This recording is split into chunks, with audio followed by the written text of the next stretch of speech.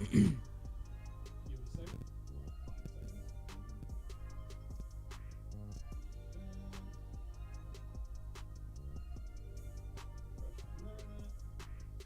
she lied. I thought that came out pretty good. There ain't nobody on here. It's because it's not 10 past 8. Yeah. I think so.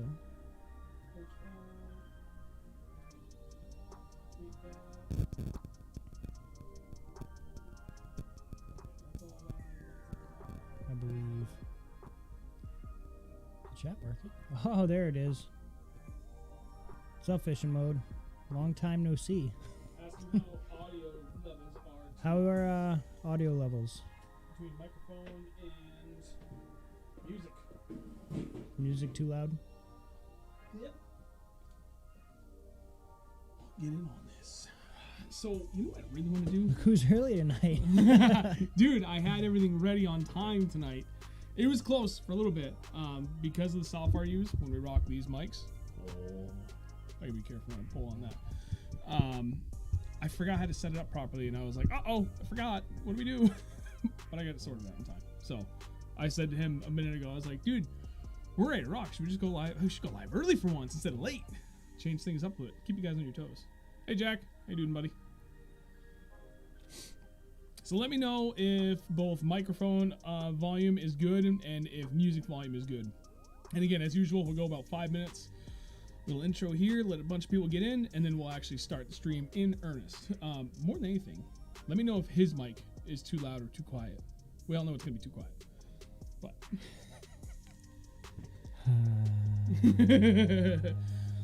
nice, good. All right, thank you, Co2. Now again, if at any point any of the volume is off on something, let me know. I can adjust it pretty close to on the fly. You know what we need to do? I saw that, fishing mode. I saw you bought those. That's sick. Did you get that from a guy in Mass? Because, and you can message me. I have my phone right here.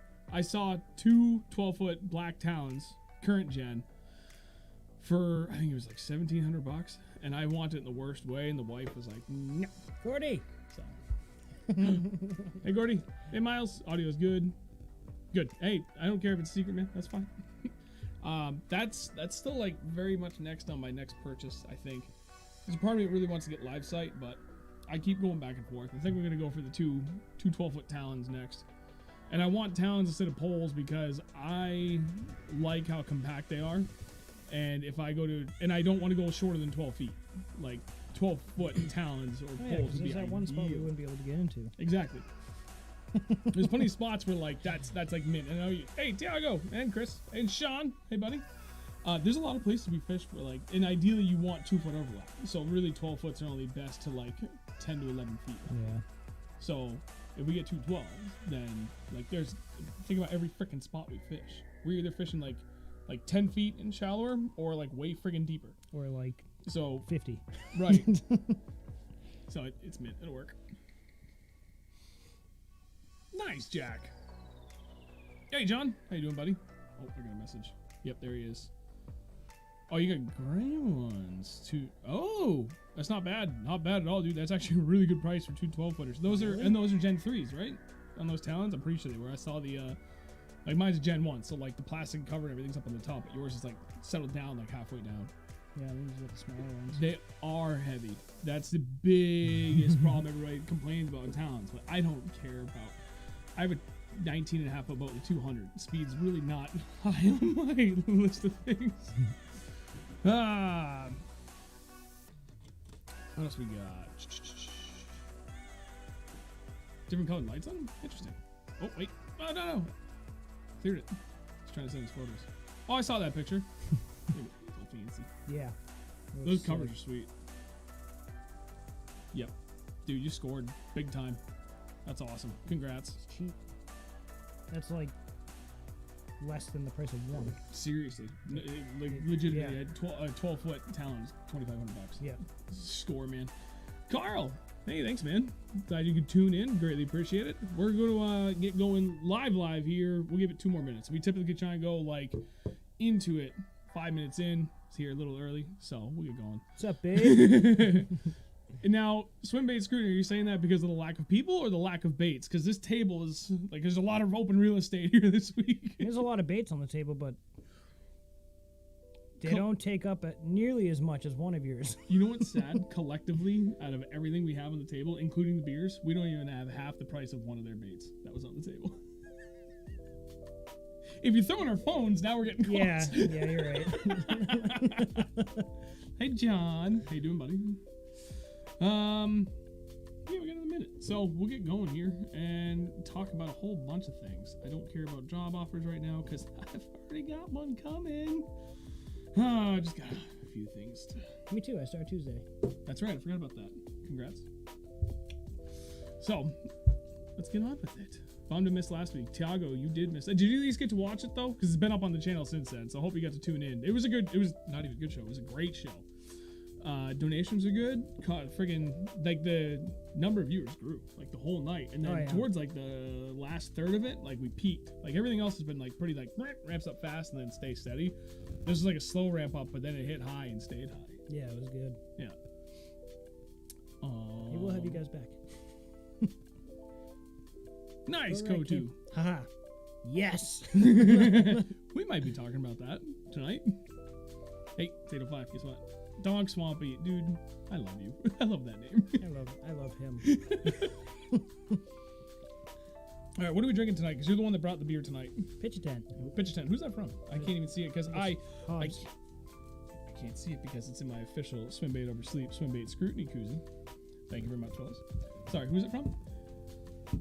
Hobbs Hobbs Brewing Company. Oh yeah, Hobbs. they're up in North Conway / what's the / Ossipee. That's the town I was looking for. I was like, I know it's one town Just down. no slash, just Ossipee. TV18, local guy. Hey buddy, how you doing? Ooh. Wanted to catch it live though. Yeah, I got you, Tiago. At least you got to be able, we were able to catch it. Another 4+ on the crawler again the other morning. Yes, dude. Which crawler was that? The Chris's one or a different one? I think that was Chris's one, yeah. Yeah, not the KR. What's the other one I've seen people talking about? The KRR crawler or something like that? Yeah, I think that's what it was. Let's see this. Tom. What you want, Tom? Bought a Maybe straw rat. 10 seconds to get in. Yeah, Tom, no kidding. That live stream. Dude, telling you, that's Bro Rat. Yeah. March I've ever had. End of the month of over 60 on the chatterbait. Dude! That's phenomenal. John, you said, hey, where's the mouse? Where did John say he was from? Is he the one from the Carl? Yeah, the Carl. The Cape. No, that was Carl. Yeah. Right there. Carl. Oh yeah, from the Cape. John, where are you from? Cape Carl. Yeah, the pitch tent is pretty good, dude. Not gonna lie, Tom. The what? Oh, the beer. Yeah.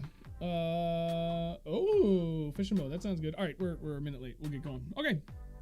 What are we doing tonight, buddy? Oh, you're just south of Boston. Okay, yeah. You got a lot of good water down there, man. Good. Gordy's working. Hey, Gordy. Nice. I like it. Watching. Thanks, buddy. All right, fishing mode. Sounds good, dude. Get some sleep, man. What are we doing tonight? This was your idea. I know. When I asked you this morning, what was my idea?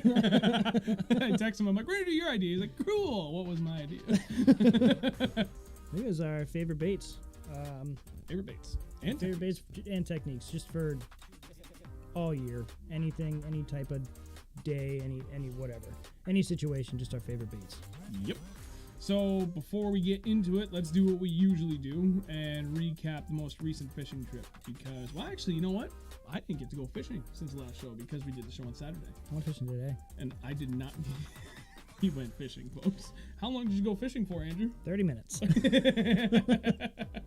Freaking cold. Yeah. Well, I got to the one rock pile that I wanted to fish, and I got blown off it. And then I went to the north side of the lake, and it was freezing cold, started snowing. So I said no, and I left. So, wait, did you hook up your electronics? No. Okay, I wasn't sure if you at least got water temp. No, it was warmer than the air. It was cold out, man. Actually, no, I caught something. I caught a spool of ice fishing line. Did you really?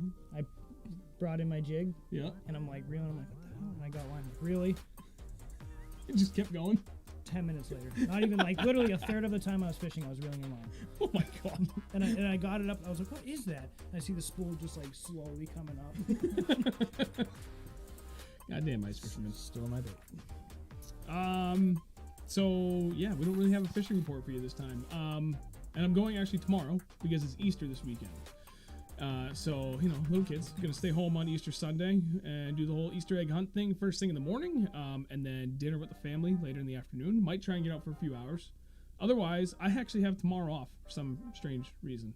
Well, a lot of companies apparently are trying to fit in some form of spring holiday. Because typically, if you get like a lot of vacation days or holidays, you get like New Year's Day and then nothing until Memorial Day. So they're like, in the last few years, companies are trying to fit in something like in March or April to break up that big gap. Hence why I have randomly tomorrow off. I'm going to go with my buddy Dennis Hart, and we're going to go to a new spot I've never been to. But it is a place that he knows really well. So I'm pretty hopeful. He got a bunch of jerkbait. Well, I say a bunch. He got at least a half dozen on the jerkbait last weekend. Oh, good. And water temp was a little cold. But this cold front's pretty brutal. Like he said, it was snowing earlier. And it's going to be snowing tomorrow morning. I think it's supposed to be like, screw you, Sean. I tried, man. I tried to ask a favor of the wife and potentially the mother-in-law so I could go up to Vermont all day Saturday, and no dice. Mother-in-law's running a race, so I'm home with the kids. But we can go out in the afternoon when the wife gets out of work. When? Saturday. Where you want to go? Wherever you want.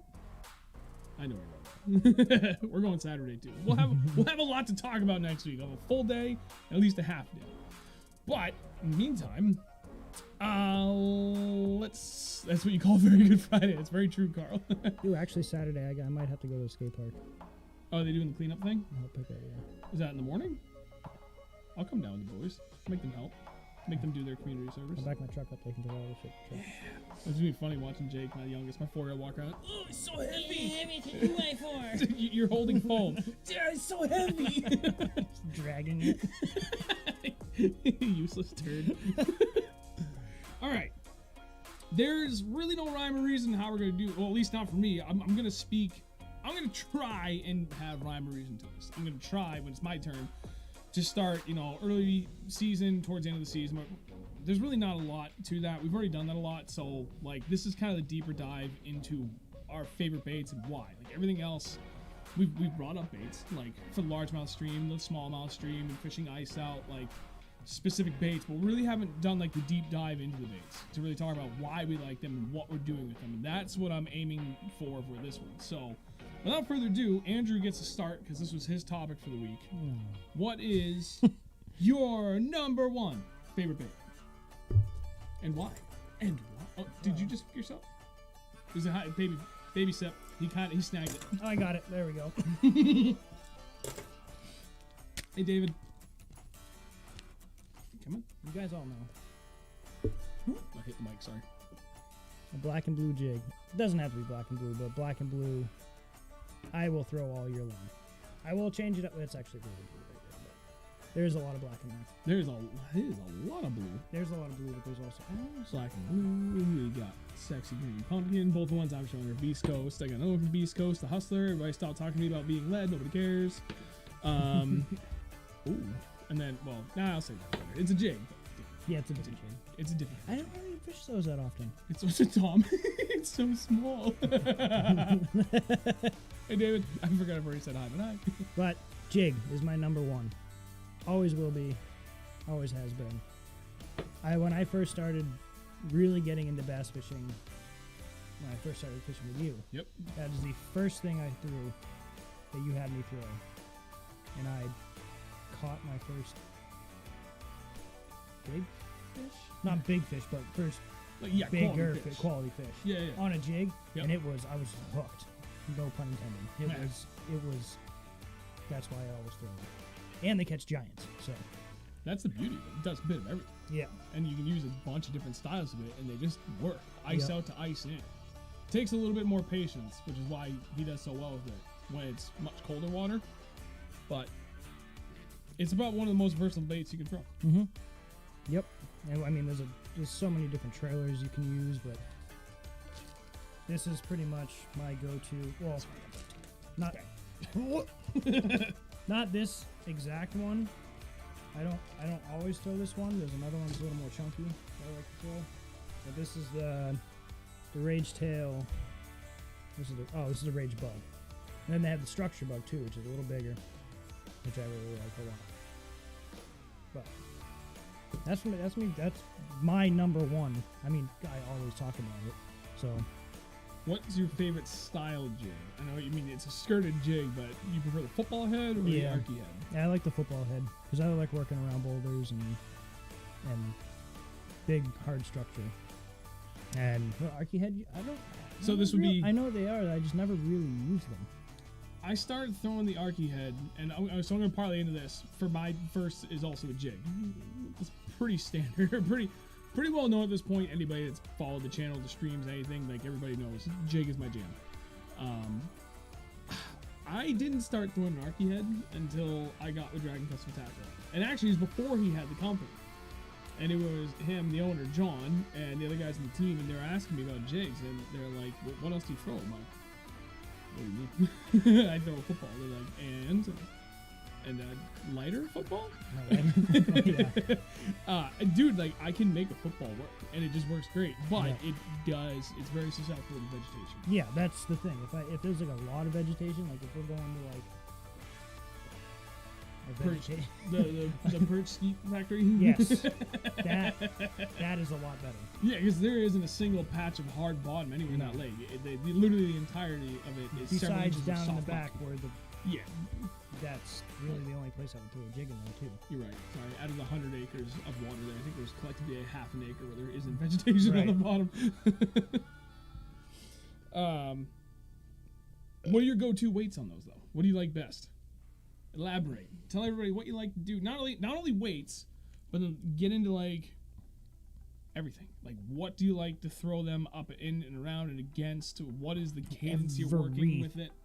Everything. It's an accurate answer. If it's, I don't know, the colder it is, the less of a fast, so a slower fall I would want. So Gordy, he's actually watching right now. 603, is it 603 Wild? Yeah. He makes these are his custom jigs he makes. They're 5/16 ounce.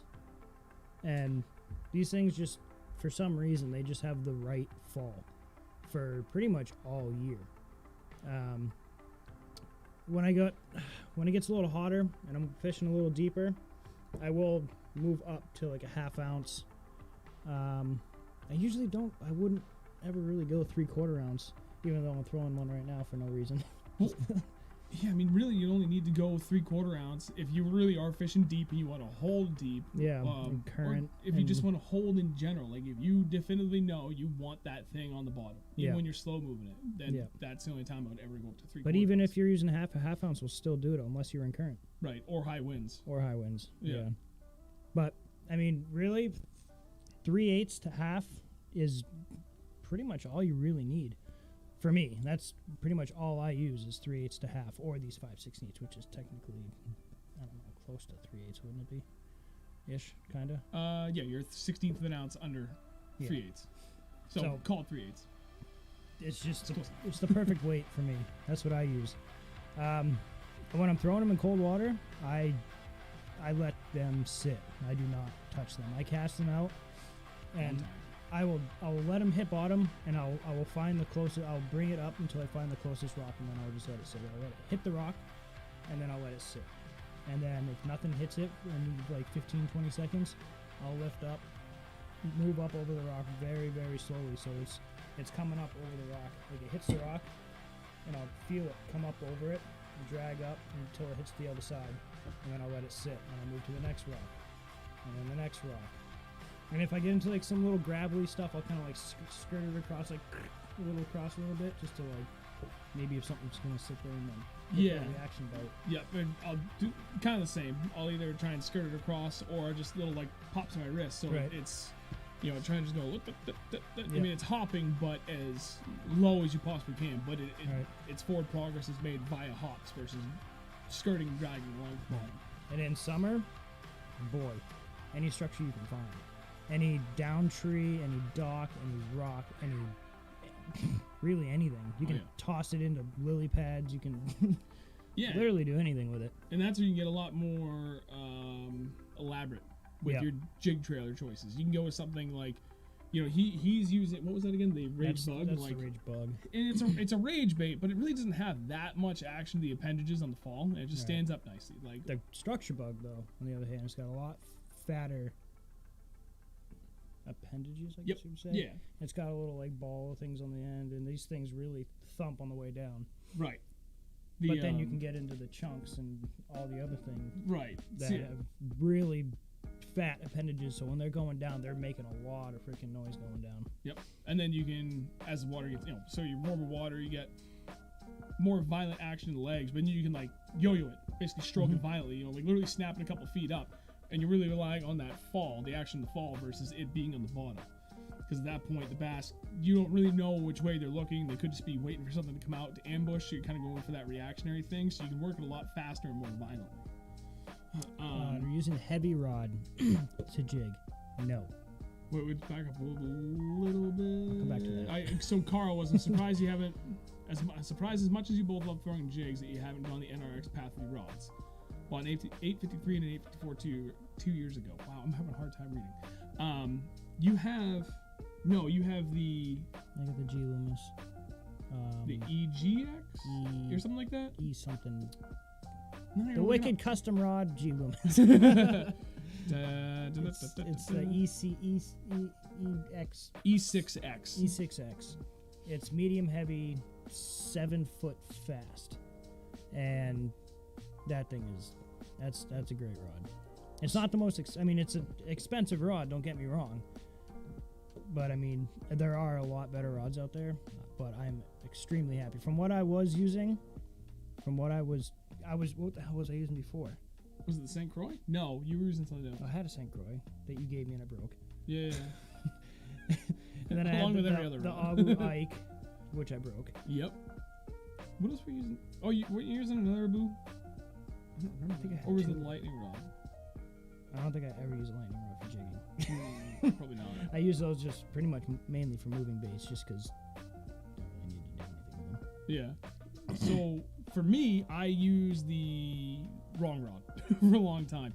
There's a whole range of rods you can use that will just get the job done, and really as long as it meets the power and action you're looking for, like, it works. So I was using a St. Croix Mojo Bass spinnerbait model, 7 foot medium heavy. And then I finally got to a point where I could start to afford really nice things, and I really debated going with the G Loomis, and then I thought, at the time, Dragon Custom Tackle was trying to get into custom built rods. So myself and the rest of the team were the guinea pigs to see like how the experience would go. And this was like almost a year before I even met, Will and John behind Wicked Custom Rods. So I had North Fork Composites X-Ray blank built for my custom jig rod. I still have it. That rod's insane. You've used it. My jig rod, like that all matte black rod. That's yeah, that's ridiculous. Dude, thing's insane. It's a 7'2" medium heavy, kind of on the heavier side. No, it's pretty close to a true medium heavy. It's a fast action. Like, I love it. And I go straight 15-pound fluoro. And that was another question I saw from John. Yeah. 15-pound fluoro. I moved up to 20 for no reason whatsoever. And I loved it until I realized I couldn't cast. Yeah, it really robs you. Anywhere. Big time. And your accuracy just dies. Yep. And I moved down to 15, and I was like, wow, this is insane. I can hit a tree, a little twig at freaking over 100 feet away, and it's insane. Yep. Yeah, I actually, so I've tried a medium heavy, and a heavy rod, and medium heavy is my sweet spot because I can do everything with it. I can absolutely bomb it. It's got all the backbone. You've seen how many big fish I pulled. It had like the absolute thickest crap. Oh yeah. But I can still heavy? Yeah, but I can still flip and pitch like a champ. Like I can. Oh yeah. Flip that thing in anywhere I want. Well, pitch. I don't actually flip. I pitch. Flip is when you just grab the line like above your reel and pull it. Yeah. I do that with spinning rod. I've done that. I tried a couple times. I don't see the benefit of it unless you're like really dinking and dunking within like 10 feet of where you are max, which to me kind of defeats the purpose anyway. So. Yeah. 6 skill. Is that what you were using before? No, not for jig rod. No, you had that for a spinning rod. Oh, well, we'll figure it out another time. Power between brands is so different. G-Limitless runs a lot softer than St. Croix. Yeah, that's very true, Grat. It is, but I like it. Nick, good job, or good luck, buddy. First day open water season in NS today. Where's NS? North-south. North-south. Fishing mode, good. Few MHS blanks, custom. I love them. They're so sensitive at the tip, but a ton of backbone. Nick Rose, he lives up in Nova Scotia. Nova Scotia. Aha! See, we figured it out. Action a lot more important than power. Yeah. I think action is a lot more important. For jig, like John, this would actually be a really good question for you too. I feel like for a jig, they're kind of hand in hand. Yeah. Like I don't think you can overlook one for the other. As I'm not going to use a medium fast. I just wouldn't do it. For jig, you want that backbone. Yeah, well, yeah, because so when I got my Lose sponsorship, I picked up a rod that was a medium, a 7-foot medium. For a jig? Yeah, and it's not bad, but it was definitely like teetering on the edge of what it was capable of. Is when the I was hook in fishing it? timber. Is the hook in it? No, like I never lost a fish, but I mean, like to horse. If I'm hooked into a fish in timber, I'm horsing that goddamn thing out of there. Yeah. I am not slowing down. I am. Get up. Right. And so if you, and I like boat flipping big fish. That you do. Ain't that the truth? Well, so we both fish a 7-foot to 7'2" medium heavy fast. But if you were to go to a moderate fast, so your tip action is further down the rod, like it'd be nice for like pitching and stuff. But I think you'd lose out a little bit on actually bombing it. I feel like you just lose a little bit too much power in that hook set, but I could be wrong. I guess it depends on what size jig. I'm just so used to using them. Jesus, dude, these fucking pitches. Yeah. Christ. I'm just so used to using a medium heavy. I just always have, and for jigs. And I have tried a heavy, and it just wasn't the same. I didn't like it. It was just too much. Bob, what kind of knot do you guys use? For fluoro, I literally only tie a Palomar, and I used to tie a knot. I should literally bust out rope and a friggin' giant ring of some kind some night so I can show everybody the knot my dad taught me. I have no idea what it is, and I can't even begin to explain it to you. When it's finished done, like being tied, it looks really similar to a Palomar, but it's not a Palomar. However, that knot that my dad taught me works mint for everything except for braid, and I learned that lesson the really hard way. To the tune of probably about a dozen lost fish in 2 consecutive days of fishing, both tournaments. That sucked. Lost a lot of frogs and all my Carolina rigs. And then someone was like, well, what braid are you using? Or what are you using for line? Braid. Okay, what kind of knot are you using? And I was like, I don't know. He's like, try Palomar and see if it goes away. Literally never broke off after that. What do you tie? I've always seen you tie, but I for the life of me, I've never actually watched it close enough to figure out what knot it is you tie. Can't tell you. You don't remember, do you? Nope. Well, explain. I don't even know what it is. I just started doing it. I think my grandfather taught it to me. And he taught me a version of it, and then I just kind of modified it, and it just works really well for me. I don't even know.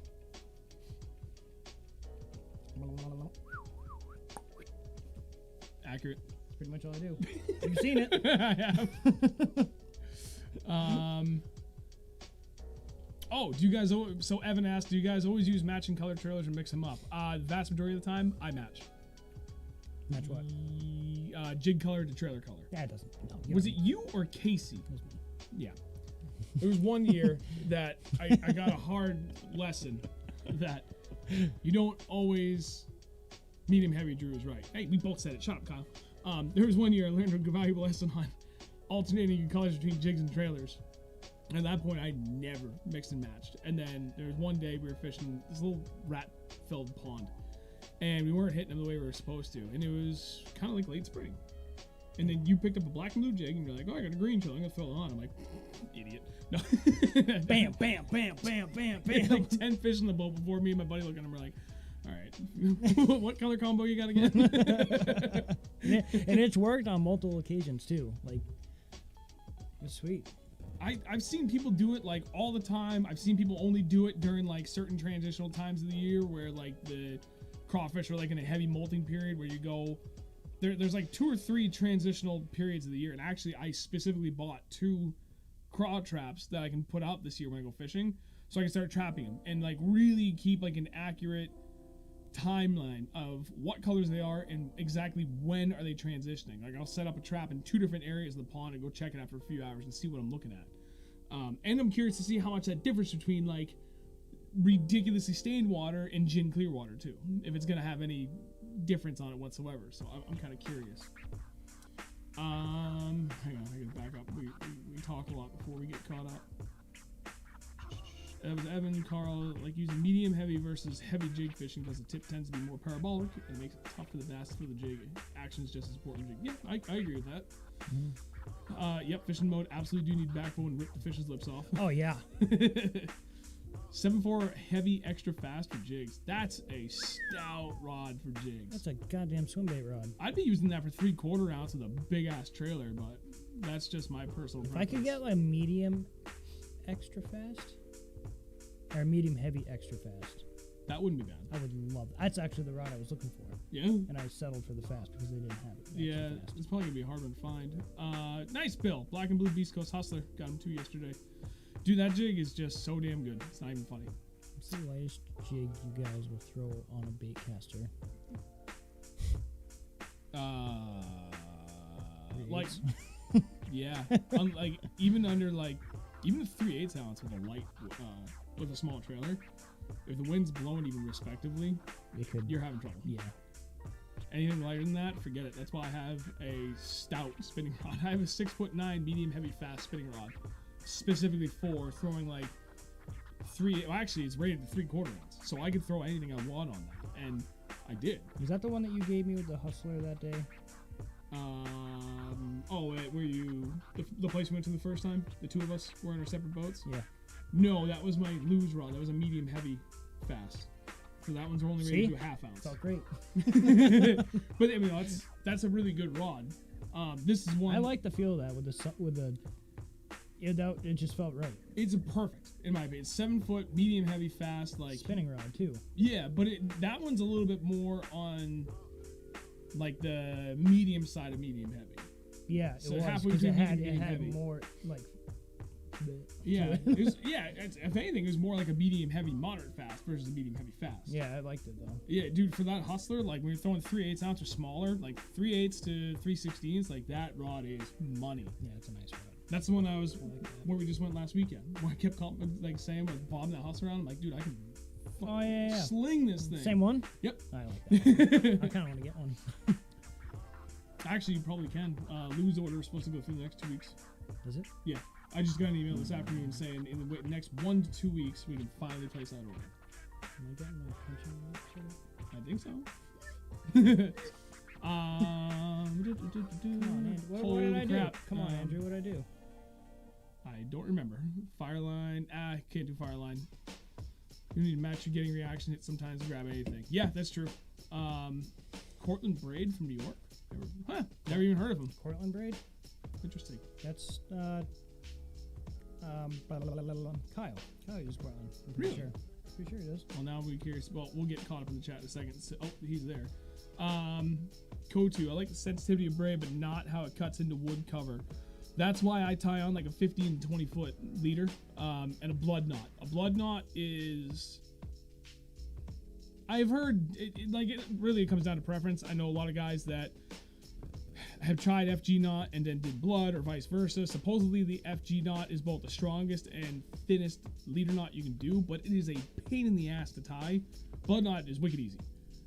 That I can tie even in high winds. And for me, I think it's pretty freaking small. Like even when my guides were icing, that's why I switched to it. I went from uni to uni to a blood knot because it's thinner, and even when my guides were icing, it came through just fine. So consider that. It's pretty easy to tie. Nick Rose. Yeah, wow, we were way behind. No crawfish here. Jesus, what are you doing? Dragging a swim bait and a football head jig, a good start for cold water. Yup. Swim bait on a football jig head. Should delete that. Just do that. Yes, Sean. Wicked Custom Rods does make insanely impressive rods. I have 3 from them right now, and he's building me 3 more. All from that North Fork Composites X-Ray blank. And I can't wait. Drop shot, Okashira, swim bait rod. So 3 wildly different rods. Yeah. 8-foot spinning rods, dude. Like, what was it? Brent Ayler, his Daiwa. What was it? Yeah, his Daiwa signature series. He had an 8-foot medium light, or maybe it was a medium, and it was specifically a drop shot rod. Right, dude. Like, he was doing the video of it, and he was like talking about it. And when he's loading up into fish with that drop shot rod, he literally just did this, like leaned into it, and like the whole rod from reel seat to tip was just one beautiful parabolic bend. And he just leans into it. Now you've got 8 foot of shock absorption fighting power. I honestly, when I was looking at having a custom rod built, that's what I wanted to do. In the worst way, I was like, I want an 8-foot rod. That'd be amazing. Yeah. See, there you go, Kyle. Slosh B screw, absolutely spot on. Jigs don't always mimic craws. Typically, going alternate colors will mimic small bait fish and panfish, just like swing jigs in theory. Spot on. Ooh, wow, we are way behind. Smallmouth fishing with the heavy, fast rods is tough because they thrash so much. The heavy, fast tip makes it easy for the fish to throw hooks. Yeah, I can see that. You can make up for that a lot though playing with drag. Like, did I lose any of those fish at the Vermont Brownie Factory when I was using that 6'9" medium heavy like stout spinning rod? I don't think so. I don't think so either. But I had my drag set right, and I was bombing 3/4 ounce football jigs everywhere. That was fun. Bye. And then you can boat flip them after. All right, we gotta catch up. You guys killing it. Thanks, fishing mode. Yep, see, Kyle, dude, court line. FG to life for life. I can't do it, man. Yep, blood knot is good. Lots of rods for me.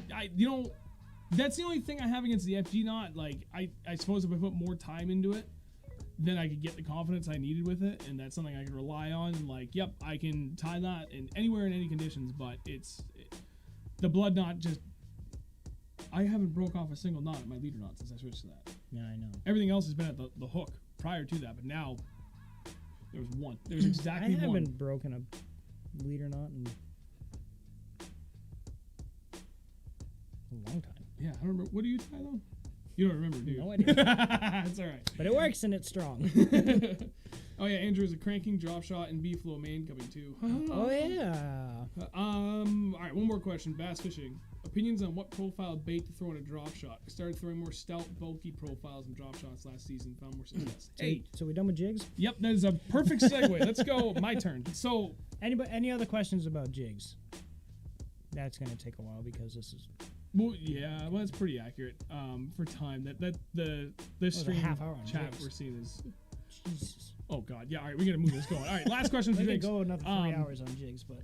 Yeah, John, I agree with you. Unless I'm throwing like big baits, I really enjoy throwing just like I'm gonna have 6 spinning setups pretty soon here, especially late in the year when it gets really cold.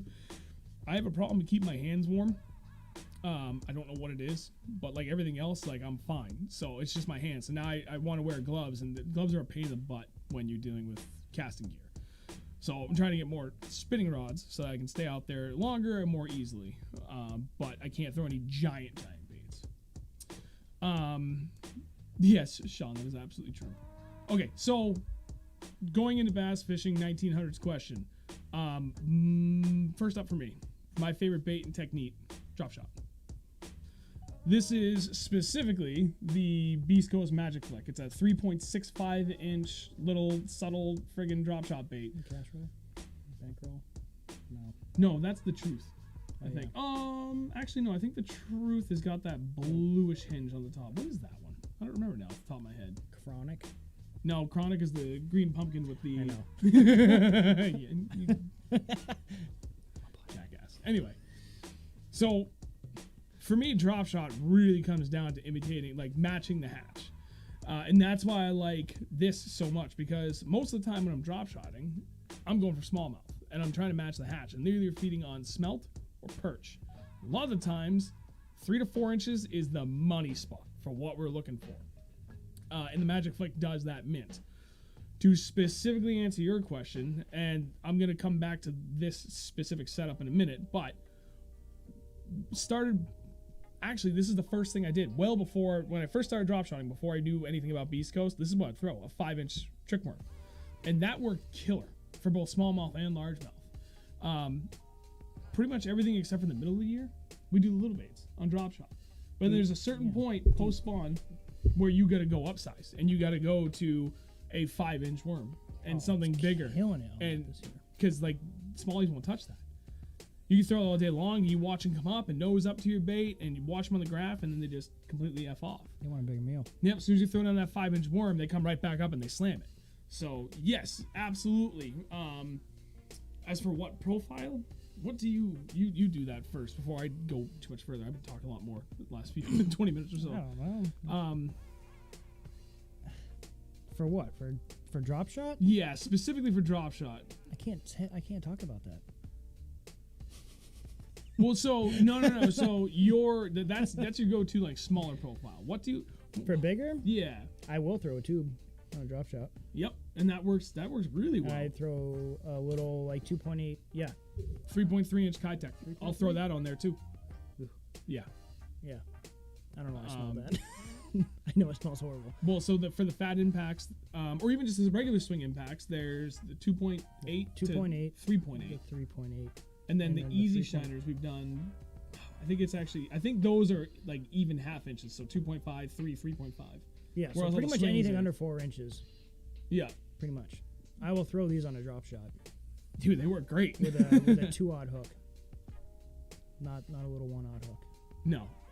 What's that? The extra wide gap I think by that- Finesse, the yeah. 2-aught. Yep. That's the one we were throwing on the St. Lawrence The- that we had better the luck with. Gamakatsus? Yeah. Yeah. Um, They work really well.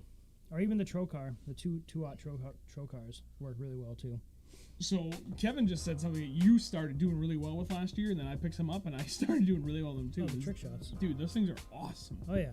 I love those things. Like, Kill it on those things. yeah, and they're not that different from the Beast Coast Magic Flick. Just a little bit different action because of that different material. I was catching.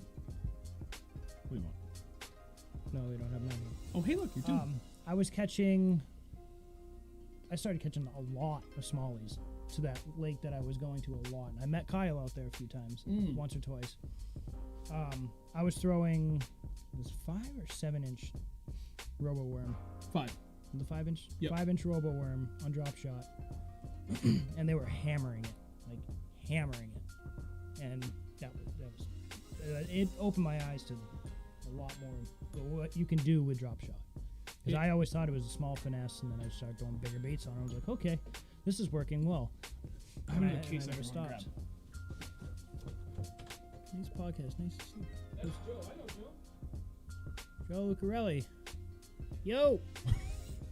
Where are you going? I'm getting another case because we're talking about drop shot baits and especially Oh, bigger yeah, profiles. okay. Joe, thank you, man. That, no joke, means a lot to see you in here and that you enjoy the show. Yeah, flatworms are good.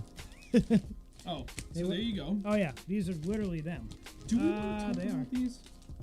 They haven't worked yet, but I feel like they got it. I punched with those, but they were like 5-inch. I feel like we Remember? should, let's not They're talk like- about these yet. No, not yet. But these are the Then there's these are the that. flatworms I was drop shotting. I mean not there flatworms, they the robo worms. That thing got hammered by largies and smallies all summer long. I'm just trying to look for some other better examples that I have for Yeah, bigger baits. I have some of these in my house. Yeah, so those are the newest ones that I got that I tried to make work. And I feel like they're going to work. I just haven't made them work yet. Sure we'll get it. I think that's it. I'm trying to go through a ton of stuff here. Quick order. So, speaking of bigger baits. So, Set of swim baits, yeah, absolutely. Kitex, anything like that. Even just dead sticking. Like, dude, they still work. Don't underestimate it. The other thing I got recently, whoa. and they look bigger because they're a bulkier profile, but they're not like crazy big, is the Jackal Glossy Shad. It's a 3.8-inch swim bait, but like it just looks good. You know, it's bulkier but not like insanely big, so that should look really good. What is that? YouTube not receiving enough video. Oh boy. Let me know if there's all of a sudden a problem with the video feed, please, because YouTube's throwing me an error. Oh, it's Never mind, gone. we're good. That was weird. Yeah, I don't know, man. Like that's like really oily. I threw. Oh Jesus, dude. Like those things should be mint, and I haven't been able to get a bite in the damn thing I yet. threw one that was. I forget the name of it. But it was a perch, it was like perch with red, and like red fins, and I what was forget the name of it. I know exactly what you're talking Yeah. about, but I can't remember it off the top of my head. I had one of them. Yeah, I just found it in my boat, and I threw it on a drop shot, instantly got hit, and then it was gone. And I haven't found them since. I don't know what they were. Go to Joe. He's got to have them. He'll be able to figure it out. So that answers the question on drop shots, in my opinion. Like I mean, yeah. So we throw some bulkier stuff. There's one that you just heard me talking to him about. It's by far the bulkiest drop shot bait I've tried throwing. Yeah, it's pretty big. It's gonna work.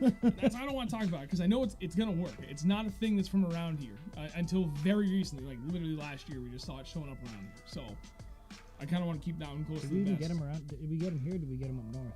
I actually bought them buy 'em offline. We saw them up north, and I saw them at a local spot late last year.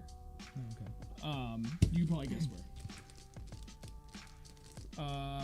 And yeah, other than that, like I throw, like Kitex is pretty much like the bulkiest drop shot bait that I'll throw.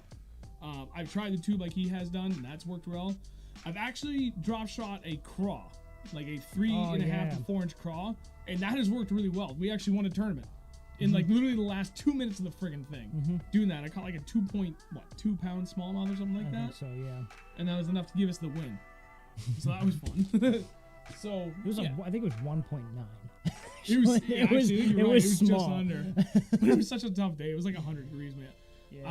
Yeah. Flatworms are good. We only used them the one time so far. Well, actually, no, we used the few that we had left around here on the New Hampshire Brownie Factory, and they worked Yeah. before what we had left. Yeah, they But did. otherwise, we used we probably used 90% that we had, specifically up on the St. Lawrence River. How many bags did we go through? All 10 that I bought in 7 days. Yeah. Dude, they just kept taking them off the damn hook, for one. I know Two, somebody kept who breaking still off. has a bunch. Is he in this chat? He is. We're gonna go break into your house. So yeah, I don't know, I guess for drop. Oh, sorry. Have you ever drop shot instead of a drop shot weight? You put a jig in the bottom of the craw. I've seen somebody do it with a Ned rig, I've tried that and he doubled up with 2 dinks, right? with 2 dinks. Yeah, I did. But it was cool. I say that like I didn't mean that to be a No, dick. no. I was just like But I it just was- remembered the conversation. It was really. He's like, "Oh, I got one," and then he got that one up, and the next one came up behind it and jumped. He's like, "I got 2." I'm like, "What the fuck? How did that happen?" I've tried it. There was a day we were video game fishing hard, midsummer in the New Hampshire Brownie Factory. And remember, like I saw them all suspended. I was staying for like an hour. I'm like, dude, they're suspended. They're suspended. And I was like, well, wait a minute. I should throw a Damiki rig as my weight and then throw my drop shot above that. So New Hampshire's weird laws where you're technically only supposed to have 1 hook per line in like the majority of cases, but they actually do say you can have 2 single hooks on 1 rig. So in this case specifically, a hook as your weight for a drop shot and then your hook on your drop shot. And I tried that and I couldn't get them to look at it. But then I plucked a couple of them. One was like 3.5 pounds. Remember we wrapped around my trolling motor? Oh yeah. And I got the trolling motor up and he came unpinned. That was great. Yeah. Kyle, I will find them. I know your boat's parked. What else? Oh, how do we feel about Berkeley Max Scent baits? That we were just talking about. They're phenomenal. We actually just started. What the hell were those? The jig and pig, like the old school stuff. The Uncle Josh's pork rinds, whatever they were. That's what my dad and my uncle and his those, friend. like, Yeah, dude, they're weird- like tough leather, like they're Yeah. impossible to throw on a hook. They look like a leech. But dude, they worked mint. And then they kind of got hard to find. But now Berkeley has a very similar thing for the Max Sense series, and that's what we, for like our big jig setup like this. That Berkeley Max Sense has been on the back of every one that we caught a fish on so far this Pretty year. much. Yeah. I know I have a Berkeley chigger craw on this. It hasn't gotten bit yet, despite trying a ton. But I've been trying to like manage how many of those friggin' Max Sense Actually, things I go that- through because I can't get any more. They're all it- sold out again. Is that what you have right there? Wait. That's the goat. Oh. A new one I've been starting to use now. The Z-Man Goat as a trailer. I've been using it on jigs and chatterbait. Kevin, that was an April Fool's joke. And I've caught MLF came out and said that. Man, accent. Unfair finish. Well, they posted it at like 9 o'clock yesterday or something like that. So everyone's like, well, wait a minute, it's not on April Fool's. It's gotta be real. And I saw it, I'm like, is that real? And then they like at some point late in the morning they post another thing saying April Fools. Oh, they That got would be a funny. lot of people doing that. it'd be funny. Sorry. So Z-Man the goat. The Z-Man goat. This thing is The Tom Brady. the Tom. No.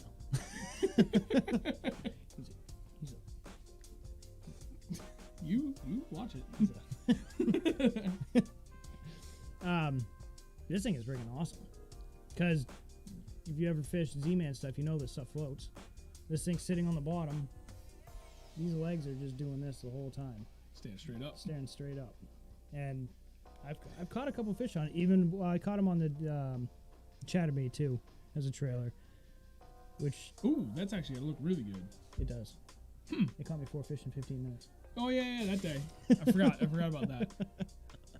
Smallmouth freaks, you'll enjoy that. I read that and already chuckled.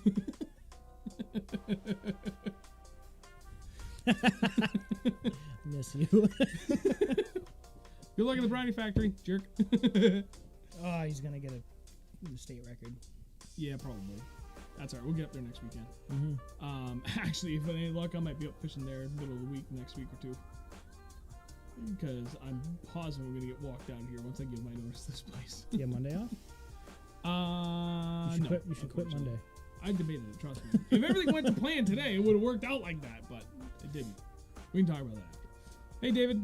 Thanks for tuning in, buddy.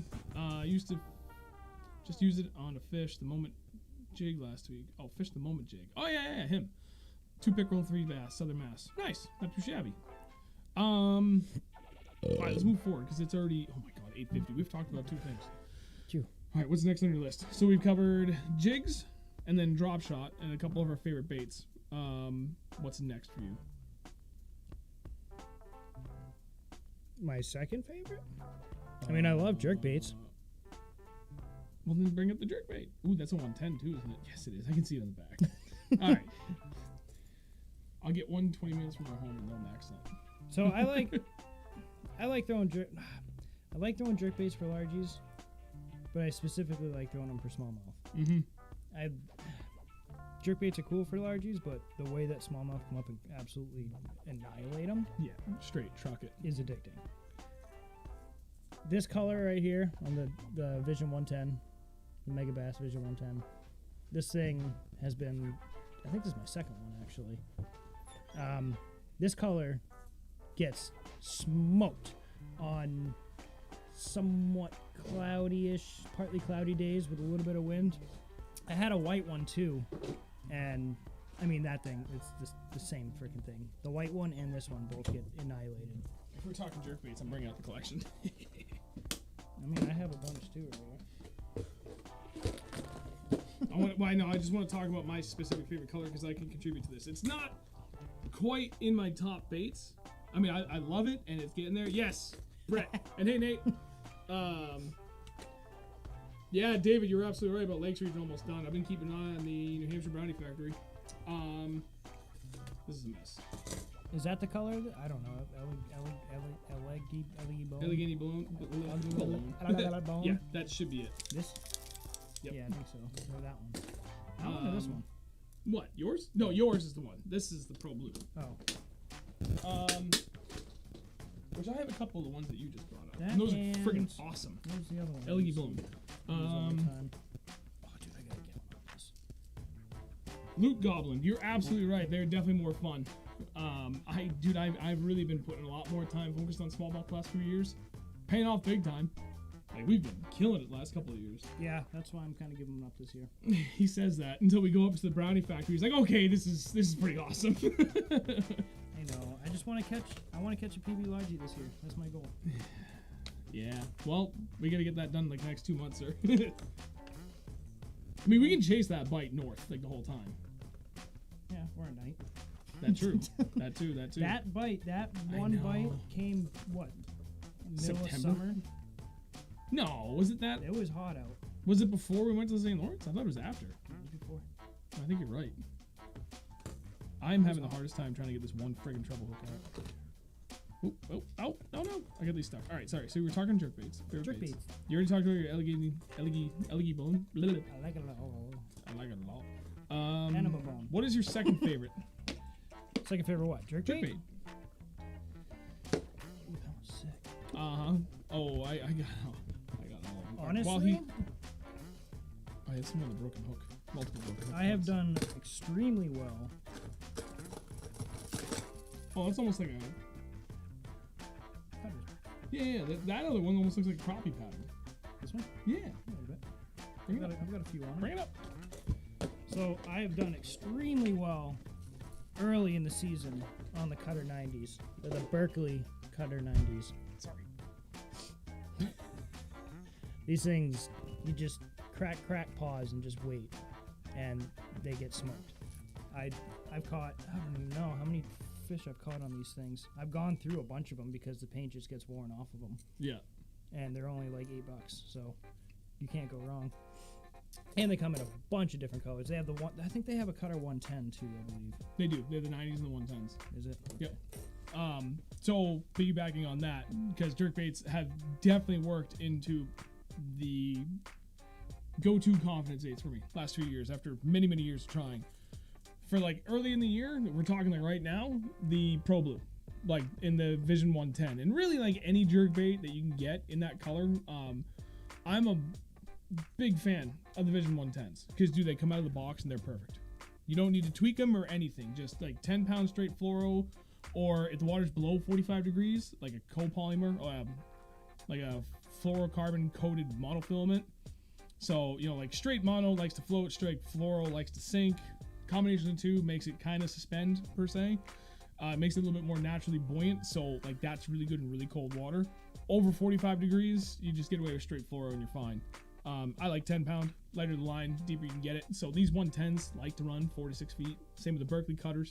Mine's broken. Yeah, just that middle hook. Still catch fish on it though. But that's why it's at the bottom. I have my other good one tied on. Nate asked the question, What depth jerkbait is that? Which one? The 110s? Pretty sure these all dive about the same. Yeah, 4 to 6 feet is pretty much the standard for anything. I've had smallies come up from 30 feet. I was marking them on the bottom. Mm-hmm. And they came up 30 feet to hit this thing and 6 feet down. So they will come up and smoke them even if they're on the bottom. Yep. That was also a hot summer day. So if you guys watch any of the previous streams or any videos, like you know how much I love perch. So I can't remember which is which, but that's almost like a ghosty perch, and that's kind of like a perfectly like northern painted perch. I got the matte perch. I have another perch in the this one. dude that I think is going to do really well. I have another perch that's pretty much along the same lines. This isn't a perch because but this is a 110 plus 2, so that's supposed to go down to 16 feet, and I have that pattern perch on a 110 plus 2, but it's tied on because I'm going out fishing tomorrow morning. So I've got both covered. Like I got my 4 to 6 feet and then like 12 to 16 feet, depending on how far of a cast you get with that 10-pound line. Should get it down pretty well. Although on that rod I have 12-pound, so I'm probably gonna get down to about 12 to 14 feet. But those, like, man, jerkbaits, like 110s, they're wicked expensive, but they're absolutely worth every penny. I just saw it. Who said it? Back a little bit. Oh, Jason. Lucky Craft pointers. Absolutely. Oh, yeah, Before I did all the 110s. I Lucky said Craft that one pointers either. all the time. They're phenomenal. If I can't get 110s, then I look for the Lucky Crafts. After that, I'll look for kind of whatever I can find. But if I'm looking for something that I truly want to suspend, then I'm going Lucky Craft or Mega Bass, and that's it. Otherwise, I won't throw it. Anything else where I can work it fast, I don't really care if it's sinking or floating because I'm not really letting it sit long. I don't care what I throw. As long as it's got the right color, I'll throw it. It's going to be great. Yeah, the cutter's good. The cutter, like, has got wicked good action on it. For how cheap it is, it's a phenomenal jerkbait. That's not even in the I know, but I'm just remembering that fish. You want to give an honorable mention while we're here? Honorable mention? Because it's kind of, it's not along the same lines, but you have it in your hand. Losing my PB.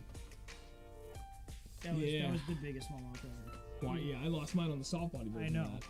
and I think there St. Lawrence River crushed, soul crushing. Evan, I'll come back to your question about lipless after this. spy bait. And that is one of the special series where that's the goby pattern. They had like 3 patterns in the Great Lakes series: perch, smelt, and goby, and that was the goby pattern from that series. Phenomenal bait. I think a little overlooked for really cold water smallmouth. There you Evan asked, lipless crankbaits. I know they work well in colder water, but I can't catch squat in them. Dude, I used to kill it on those, and I can't buy a goddamn bite on them. Except for the one. Lipless? Yeah. I got one on it the day I caught the 5. It was a little rat. Yep. I'm still fishing too fast. I'm convinced that's my problem. I don't know. What is he throwing? Who? Oh, there's John. Remember when you went to the St. Lawrence no doubt. and you caught smaller fish when you went to the brownie factory? Yeah. Remember we went to the St. Louis and then we went to that like 50-acre pond and I caught 2 over 4.5. Yeah. Spent a full friggin' 2 weeks at that point on the supposedly the foremost greatest smallmouth fishery in the world, and then we go to a spot 40 minutes from home that was again 50 acres, and they're like 4 pounder. I broke my BB twice that day.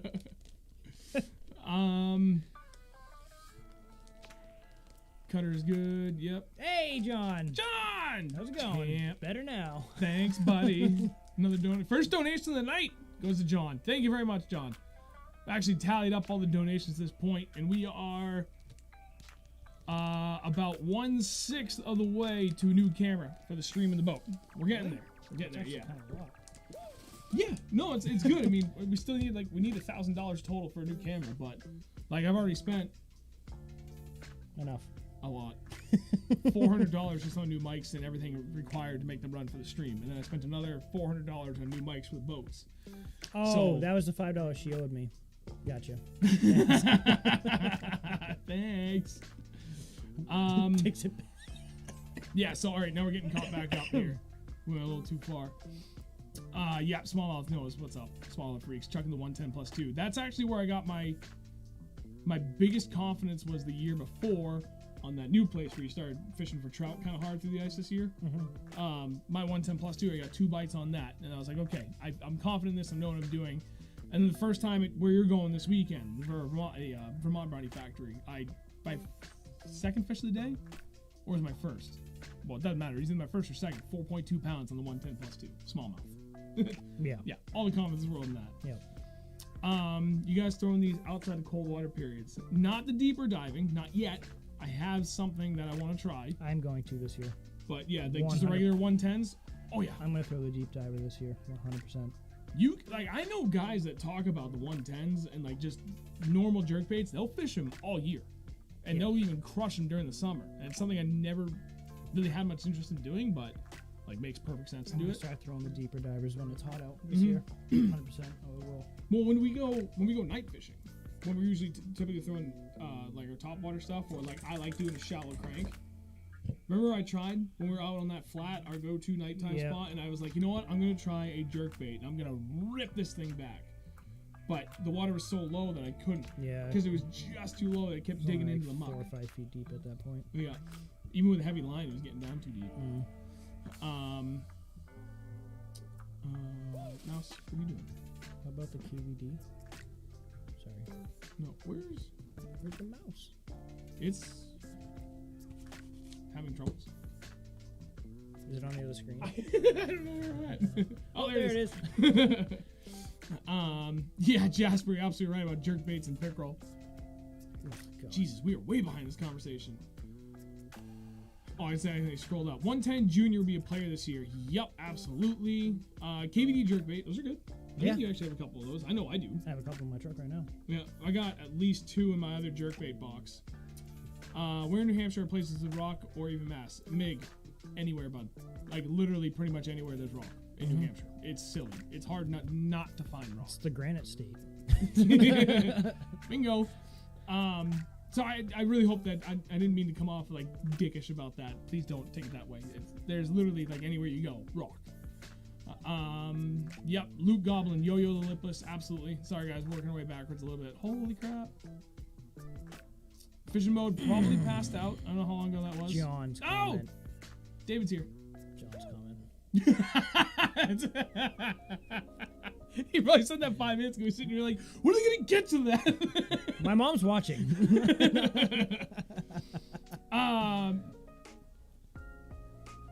Yeah, David, you caught it. It's fine. We were talking about baits you don't care about. Except for jerk baits. We're talking about that right now. No pre-wrap wiggle warts. No, don't have any of those. Jason, you're probably right about that. So, smallmouth freaks, you're absolutely right. I've heard that from a number of people. John. You can rock them on Champlain. I'm calling my mom right now. To make sure. Are you with him? I'm gonna call her. She's been like, "What?"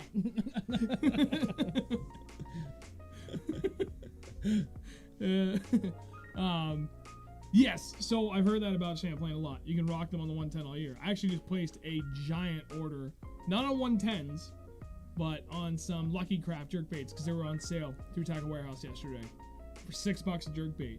And we're going to Champlain middle of May. Wait, those are the ones that 4 days. we ordered? Yep. Okay.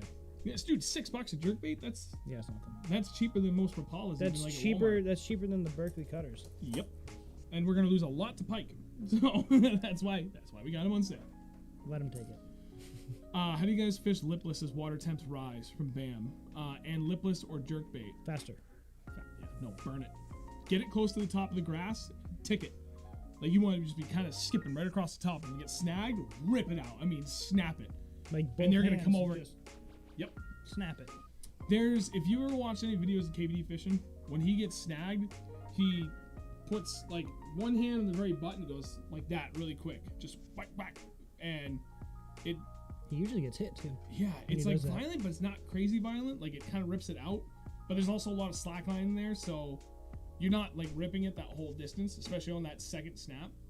But my God, dude, I can't remember how many videos I watched of him pre-MLF days where he would just get smoked doing that. Mm-hmm. But yeah, other than that, as it gets more, dude, burn it.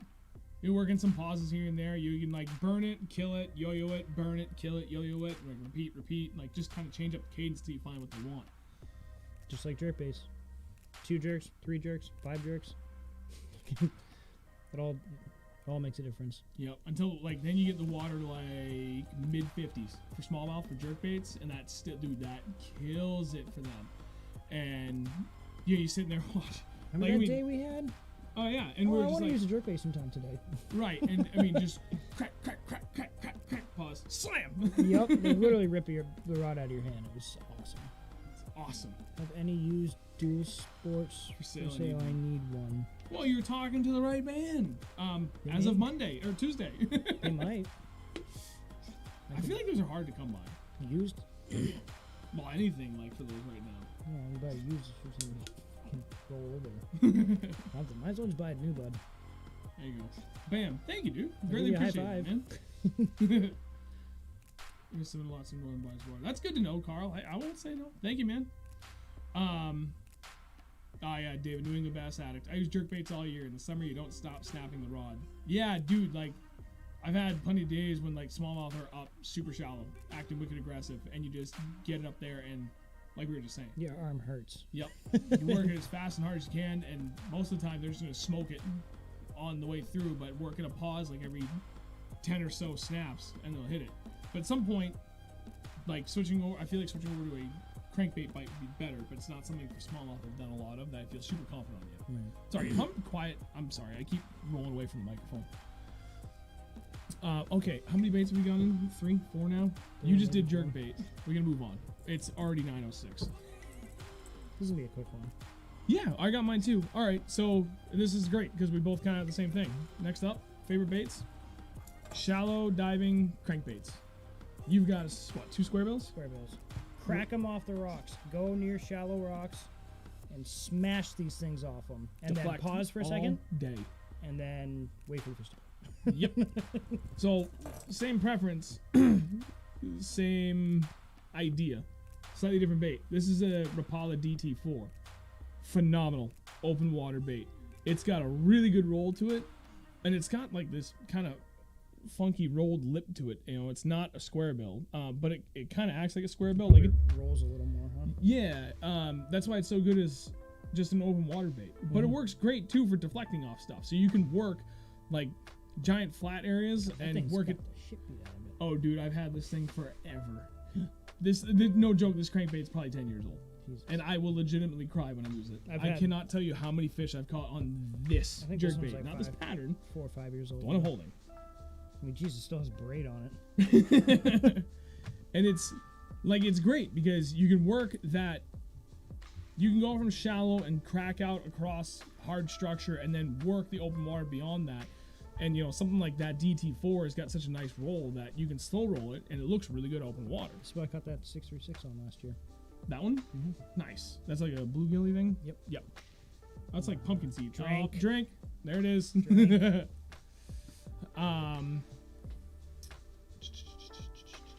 Awesome Sterl. Killing a lipless since ice out. I've been trying, man. I got one on it, but I've thrown it every time we've been out there. He can vouch for me.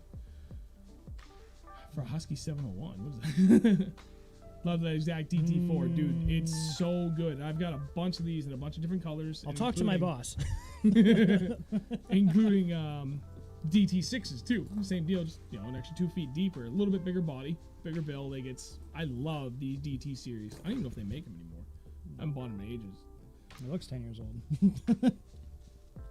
Oh, Carl, all right, that's good to know then about the pre-wrap warts.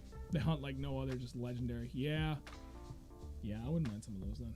I'm trying to get back into cranking. I used to do a ton, and then I kind of fell away from it for a few years, but slowly getting back into it. I've got, well, I mean, this is my jerkbait box, but, you know, it's a 3700 size Plano, and I have 2 of these full of just flat-sided crankbaits, lipless crankbaits, and regular crankbaits. So it's something I used to do a lot, just kind of fell by the wayside for me because of another bait, which we'll get to.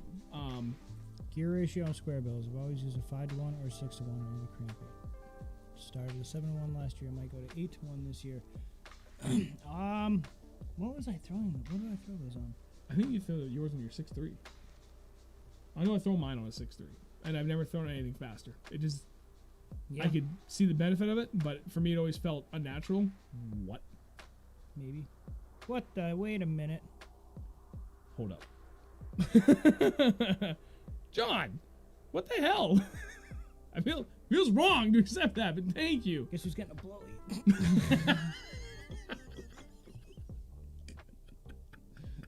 I feel so good. John. Oh, yeah. I got Snapchat, right? I got you later. Damn, John. I Thank love you. you. Sushi's Love you, on me John. next time, buddy. Takes it back. April Fools. What do you Thanks, like John. for flat side cranks? I don't throw those, do you? Not lipless. It's actually like crankbait, but they're flat side. Yeah, I know. I don't throw them. All right. Sorry, Jason. We can't answer that. But so Something red? how do you work a lipless yo-yo or burning it? Oh wait, did we finish about the gear ratio? I'm 6.3 to 1. That's it. Like, I could again see the benefit of working something faster. but Actually, I honestly think I was throwing on a 7.3. wouldn't surprise me knowing you. You kind of do a bit of everything. I kind of do weird things, and I make it work. It's don't different know. from what most other people are doing. I'm different. How do you work with lipless, yo-yo or burning it? Colder water. That's a question for you. I don't really use them that often, so. Yeah. Colder water, yo-yo it, and even like let it sit on the bottom. Let it sit there. Yo-yo it, let it sit. Or burn it. I have been fishing it way too fast lately. I've been like yo-yo, pause for like literally a second, yo-yo it, pause for a second. I need to slow down, longer pauses in between, shorter yo-yos. And then as the water gets warmer, like every 2 or 3 degrees, you can just like increase your speed by like a little bit, and then as you get into like mid 50s, you can start not burning it, but you can keep it moving pretty good. In general, though, slower is better. Until you get to like post spawn, then you really get that reactionary bite. Burn the hell out of it, man. Kotu Squarebill is doing it for me so far this year. Has a nice tight wobble for not being a flat side. Plus, it doesn't dive too deep like a lot of flat sides. Correct. What have I done with my squarebill last few years? We were working those shallow spots when they move up early in the year. I don't remember. I put sorry. those- What? I put those lead suspend Oh, dots yeah, underneath them. yeah. Where Actually, probably. the fish are weird at certain times, right? In the spring, where they're up shallow, but they're not like super committing. And if you can get a shallow diving jerkbait and you get it in front of their face, like, to get a good action out of it, you almost have to work it too violently. But a squarebill, when you're just crawling it, has got a really sexy wobble to it. But they won't touch it if it's coming back up too fast. So I throw 4 or 5 suspend dots on the underside of my squarebill for like a 1.5 size, and that almost halves how fast it floats back up, and that's literally all the difference it makes. And they'll come up and they'll choke it from behind. And we watched it one day. Me and my buddy Josh, it was like 3 years ago.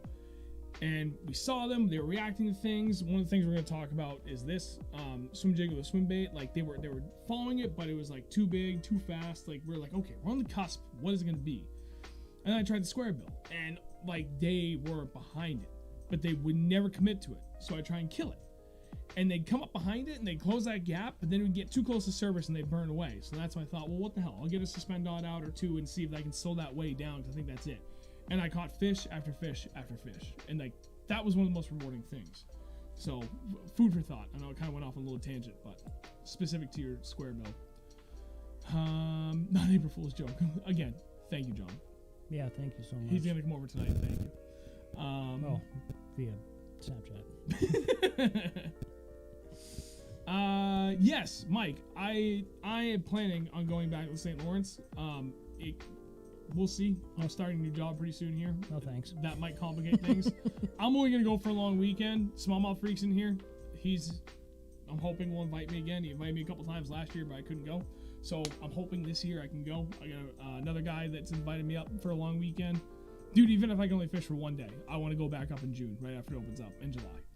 And I want redemption on that damn river in the worst way. Or Lake Ontario. Either one, I'll be happy. Yeah, I want a good... Yeah. I'll take a Monday off. We can drive, dude. We'll drive up Saturday after you get out of work. We'll fish all day Sunday. Monday morning, we'll drive back Monday. I'm not even joking.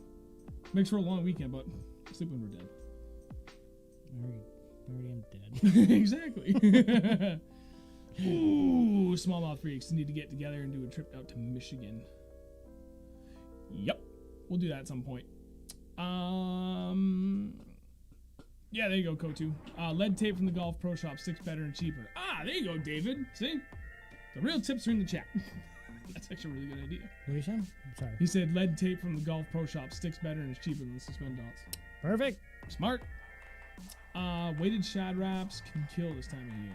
Shad wrap. Why am I drawing a blank on what the shad wrap is?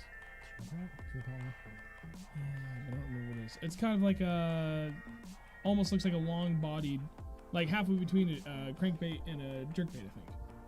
Maybe so. How much money to get either one of you in my boat for a few hours? Buy snacks. Well, yeah, he'll do it for food.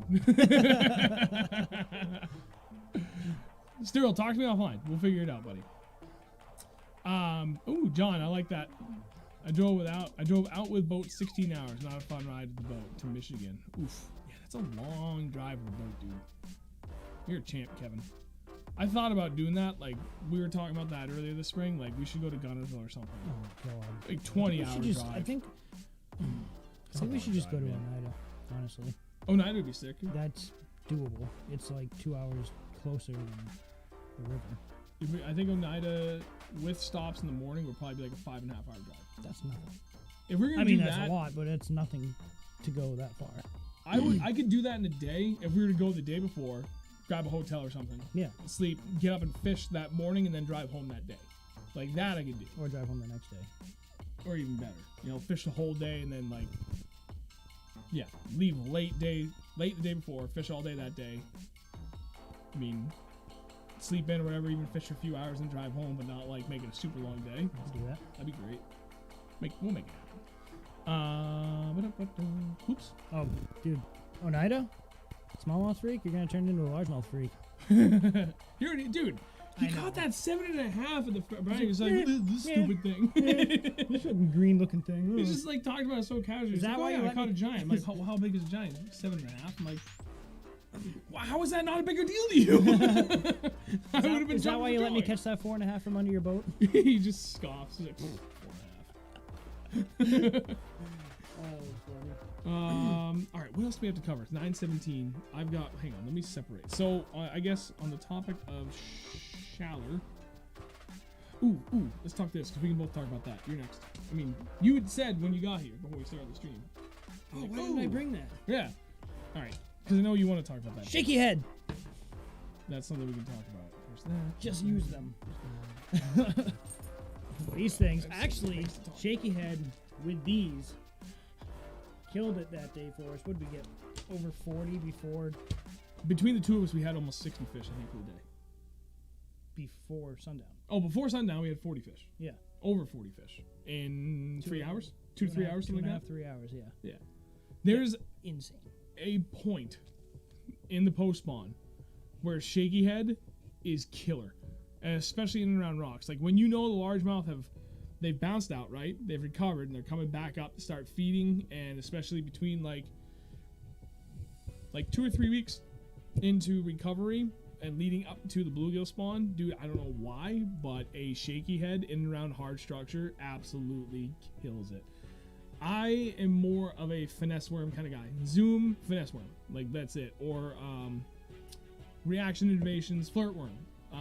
What Andrew just said, the robo worm. This is actually a 6-inch, but 5 to 6, even 7-inch. What the hell is that? Oh, it's a 6-inch straight tail. That's what it's called.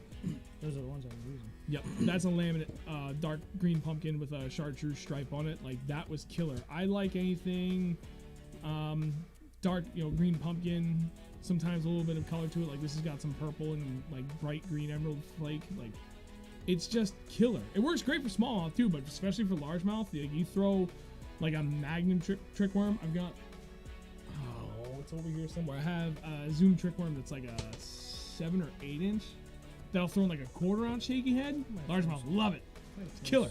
Love it. And like, it'll catch all sizes of fish too. It's not just like a finesse thing that catches a bunch of rats. Like you can catch a big fish on it. This is kind of like a shaky head, isn't it? For stripers? Dude, that would be sick for stripers bouncing along. Dude, that thing on like light line with a 1/4 ounce head just bouncing that thing along. You wouldn't even make it to the bottom. No, you're probably right. Just smack in the face back.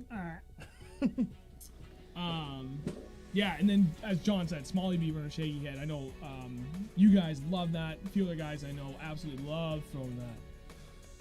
Yeah, no, you're absolutely right about that. They're any bass addict. Sometimes you just have to. Again, especially in that period where I just said, like that post spawn period for largemouth, that shaky head slays. Dude, I was throwing a shaky head in like 30 feet of water. Yeah. And I was hammering them.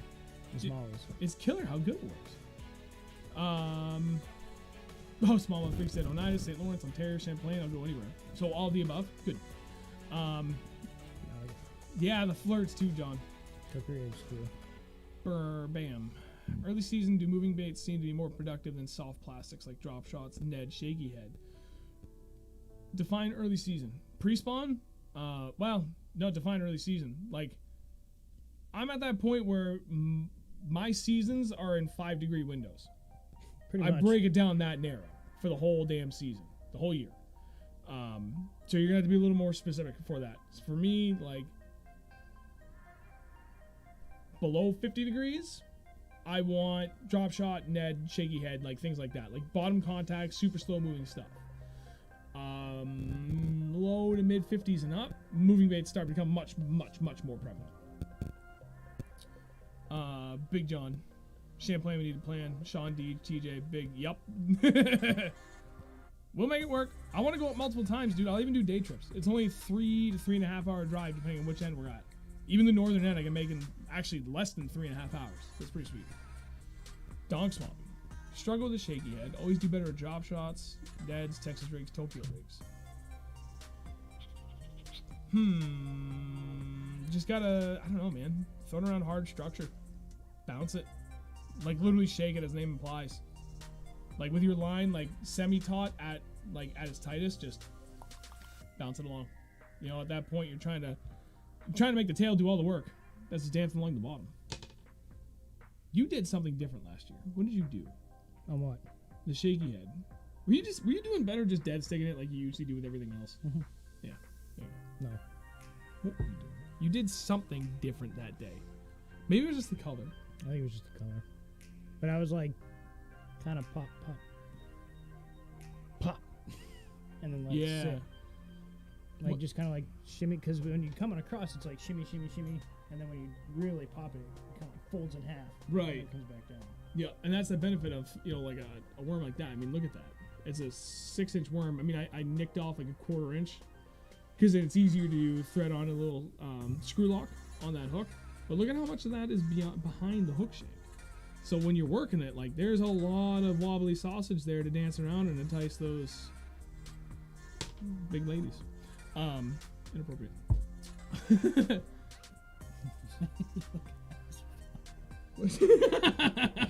I'm not. Not this time. I haven't yet. Waiting till I get home. So all right, we covered shaky head. Let's keep moving because it's I should move this over here. 9:20. We got a lot to cover. All right. So in the same vein of, I guess we can kind of move along. What do you feel about these? I keep forgetting how you feel about these. I love them. Well, you just okay. So all right, we have another one. I just don't throw them that often. Spinnerbait. If we're talking about one of my other favorite baits, and this is something that, in the vein of what we're talking, kind of like pre-spawn, post-spawn, dude, this is by far my most consistent big fish producing bait. Not just this color, just spinnerbaits in general. There's another one from Rocky Ledge. It's supposed to be like a kind of a crappie pattern. It's got 2 Indiana blades, which are like halfway between Colorado and Willow Leaf. And it's nice because you can still kind of burn it, but it's got like a decent thump to it, unlike Colorado, which is like that big round blade, and it thumps. Versus Willow Leaf, you can just burn it. But I don't know about you. My favorite thing about a spinnerbait, and I can't do it with anything like a chatterbait as reliably. Crack it out of the grass. Dude, everything. You can crush this through rocks. You can bomb it around wood. It deflects better than anything. It just goes around everything, except for like really thin vegetation. Then it's kind of, and even then it's okay. Really small sticks. Yeah, but like, dude, otherwise, like, I'll throw that into some gnarly stuff, and it just rolls around it, better than anything else. And the friggin' largemouth love it, especially when you're talking like pre-spawn. Water's hit 50 degrees. You get like a decent little, like that first stretch of good weather, and the water's hovering right about 50 degrees.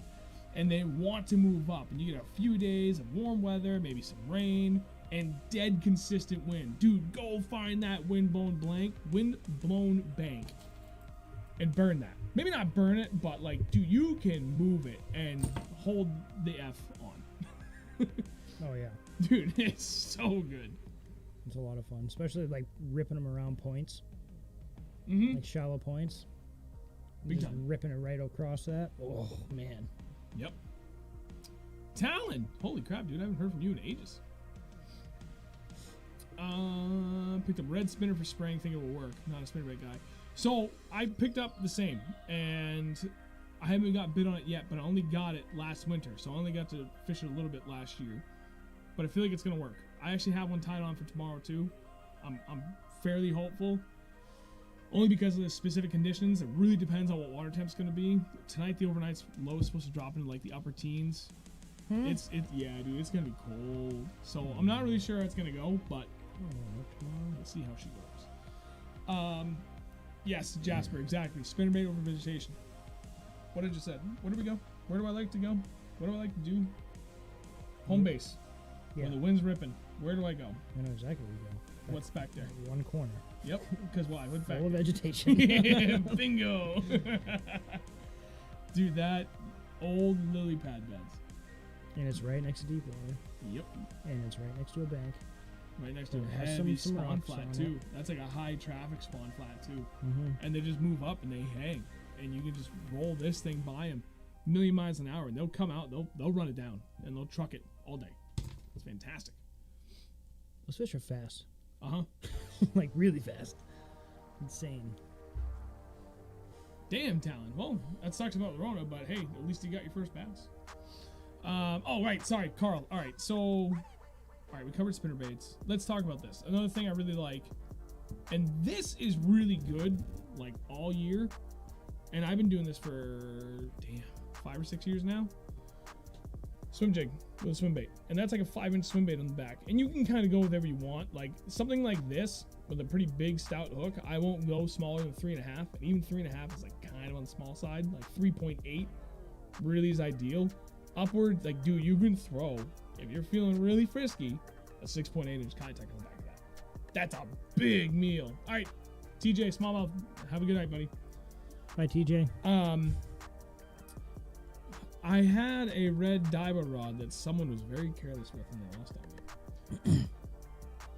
It wasn't my fault. So something like this, right? Like that's a 1/2 ounce-ish jig. I will typically throw a 3/8. Actually, I'll throw a 1/4 inch upwards to 1/2 inch swim jig with a swim bait like this. But with that swim bait, like it adds up pretty fast. I like a heavy rod, like 7.2 heavy fast. I can get away with a medium heavy, but you know, like for this Beast Coast jig where it's that gorilla, like that's a pretty stout hook point. Like I'd rather have a heavy, especially where I like to throw this around a lot of vegetation. I'm trying to get those pre and post spawn largemouth. Really, like 7.2 heavy is really where you want to be at, because you're throwing around some thick crap and you're going to need to horse out some big fish. And I've caught a lot of big fish on that. I've caught a lot of small fish too. I've never. Like, dude, that thing will catch 1-pounders all day long. One of my favorite days I ever had was like mid-late April on a small kettle pond not too far from here. Water couldn't have been 50 degrees yet, but the wind had been blowing consistently down to one end, and it's kind of a spawn flat. Same deal, vegetation, so like where I typically throw a spinnerbait. But I took this out first. I caught 36 fish in 3 hours. I had exactly 3 hours to fish. I caught 36 bass, and a couple of them, damn, I'd say close to 10 of them were like, it hit the water, I engaged my reel, and I was setting the hook. Like, that's how fast they were hitting these things. That's such a good combo when they're really up in the grass, and you like, and if you go with a 1/4 ounce jig head, I'm gonna use this year, dude. I'm telling you, you're gonna have a great year with that this year.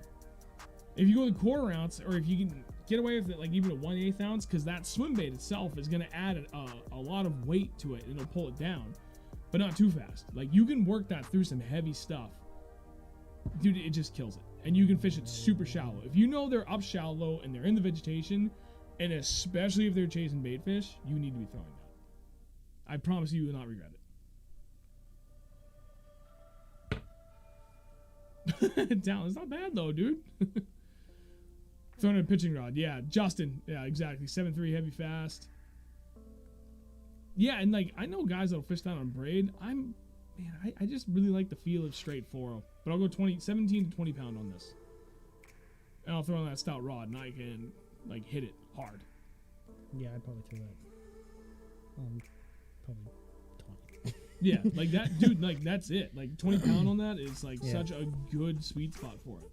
When I could get 17 pound for the Seaguar Red Label reliably, like that was my go-to.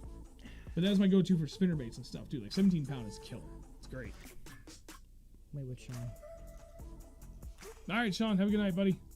Oh. Sean. John. Later, dude. Chatter, spinnerbait, and a swim jig is such a good triple threat. It really is. Like, big time.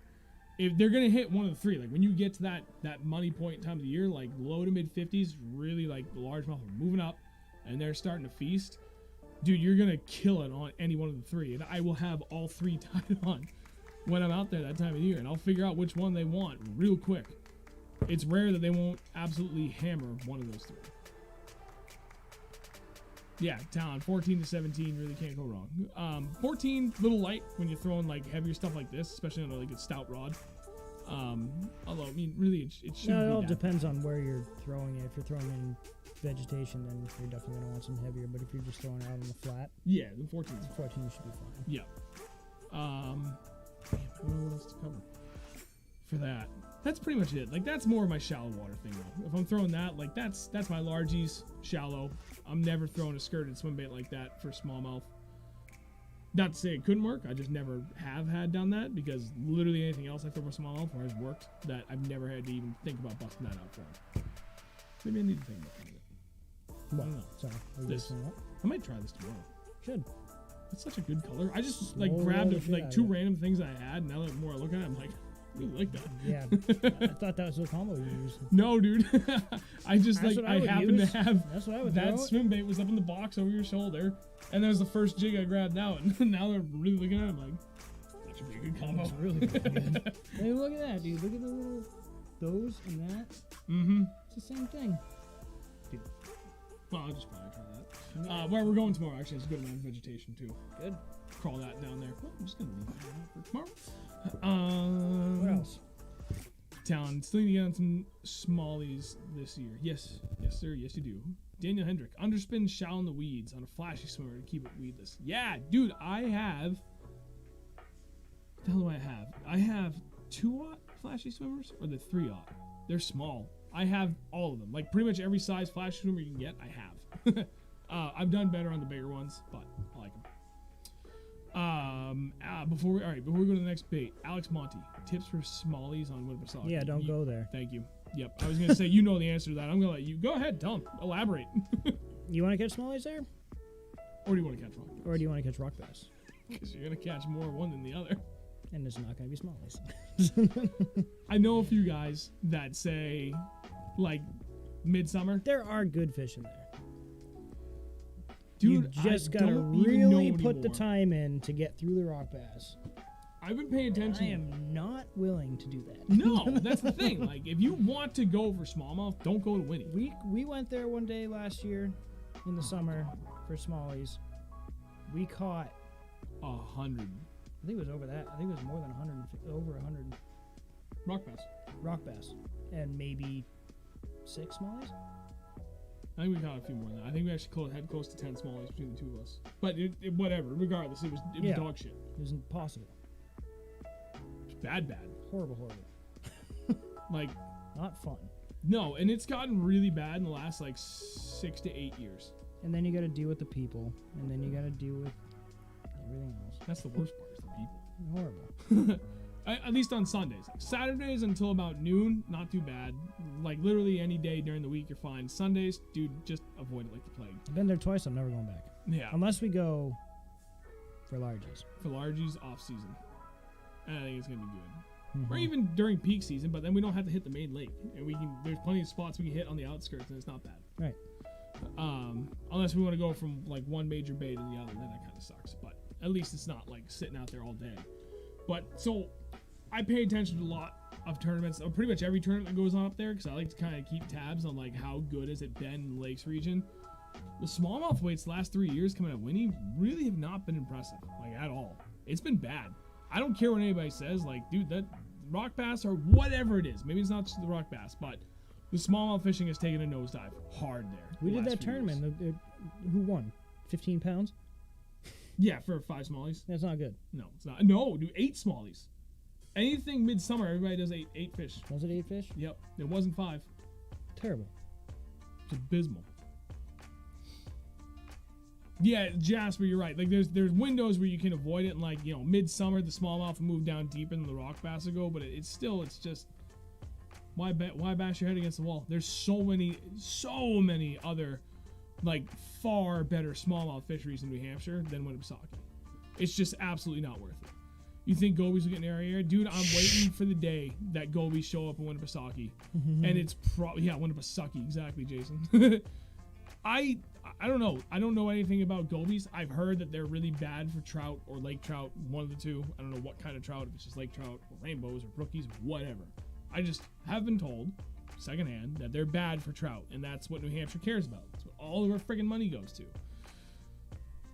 That being said, I don't give a crap about trout. So if someone could go and dump a couple thousand gobies in Winnipesaukee, go for it. I would be totally okay with that.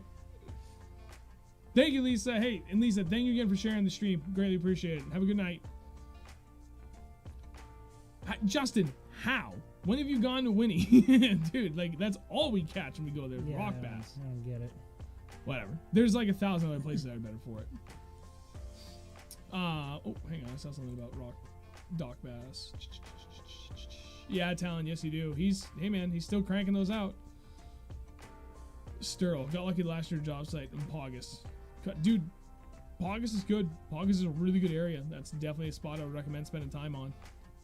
Brings them back from the St. Lawrence. Yeah. We talked about that. Oh no. Somehow 1,000 gobies found their way to my live well. Whoops.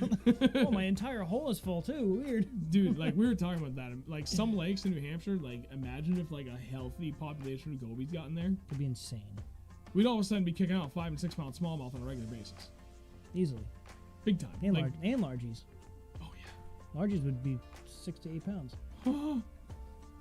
Like Winnipesaukee with goby would be insane. Yeah. Holy shit, Gordy! Thank you. Gordy! You're a champ. Thank you. Thank you, dude. This is wow. Holy crap! This has been by far the best stream we've had so far now. Mm-hmm. This is insane. Thank you, Gordy. You're the man, dude. Greatly appreciate it. I'm gonna come by and buy all your jigs then.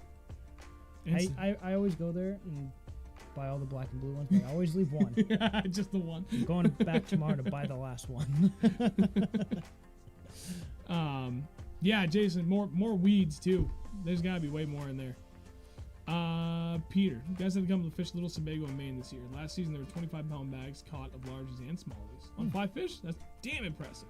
Yeah, What am I getting up there? Sounds fun. Oh, end of May. I talked to our buddy Josh. His father-in-law's camp. Yes. End of May. Well, I already told you that. It's on for that, the bog, for largies. Yeah, but what's The last weekend of May. So Saturday, Sunday. Drive up Saturday. It's like a 2.5-hour ride for you. Even the way you drive. Okay.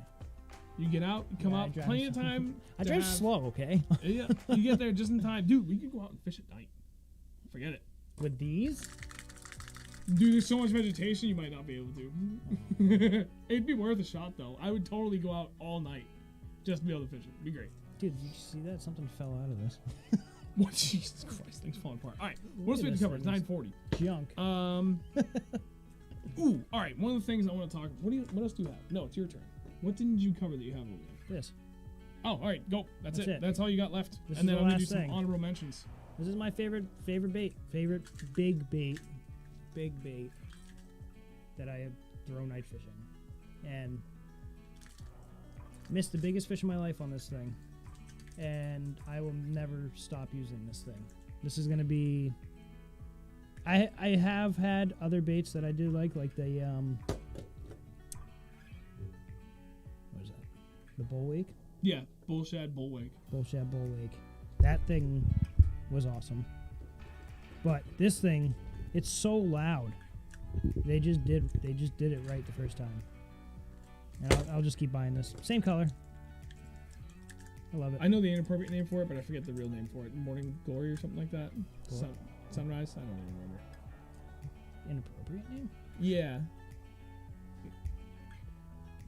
Yeah. Hopefully nobody heard that. I forget who told Morning Dawn. There you go. Thank you. I forget who it was. Dude, Sierra Altitude. It ain't got no freaking back either. You don't need the rat. You don't need the tail on that. No, you don't. The beautiful thing no, you tell him. That's your bait. You tell him everything that makes that bait good. It just is. It's so loud. You don't need the tail. Like, listen to this. If you haven't thrown one of these, you need to buy it. Don't get the little one. Just go straight for the big one. The biggest one. The biggest one. This is the 50. This is the biggest one they make, I believe. Do they make a bigger one? If they do, it's recent. Because when I bought mine, that was the biggest you could get. I think this is the... Yes, Kevin, that's top water. Slow roll that thing, man. Yes. Keep it up top. It's a wake bait. Just keep it up top, and it'll swim across, and it'll go clack, clack, clack, clack, clack, clack, clack, and then you'll hear sploosh. Or even better, the toilet bowl. The toilet bowl. You barely even hear the noise, but you feel the load up on it. Oops, sorry, bump the mic. Or even cooler, just before sunset. Yep. The breach. Yes. They come up from below it and they just get airborne.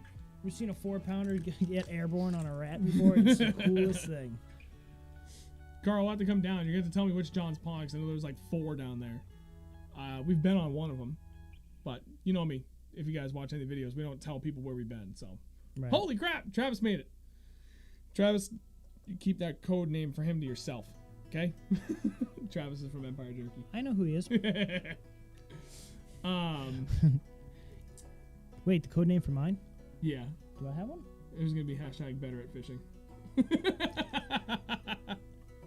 Jerk.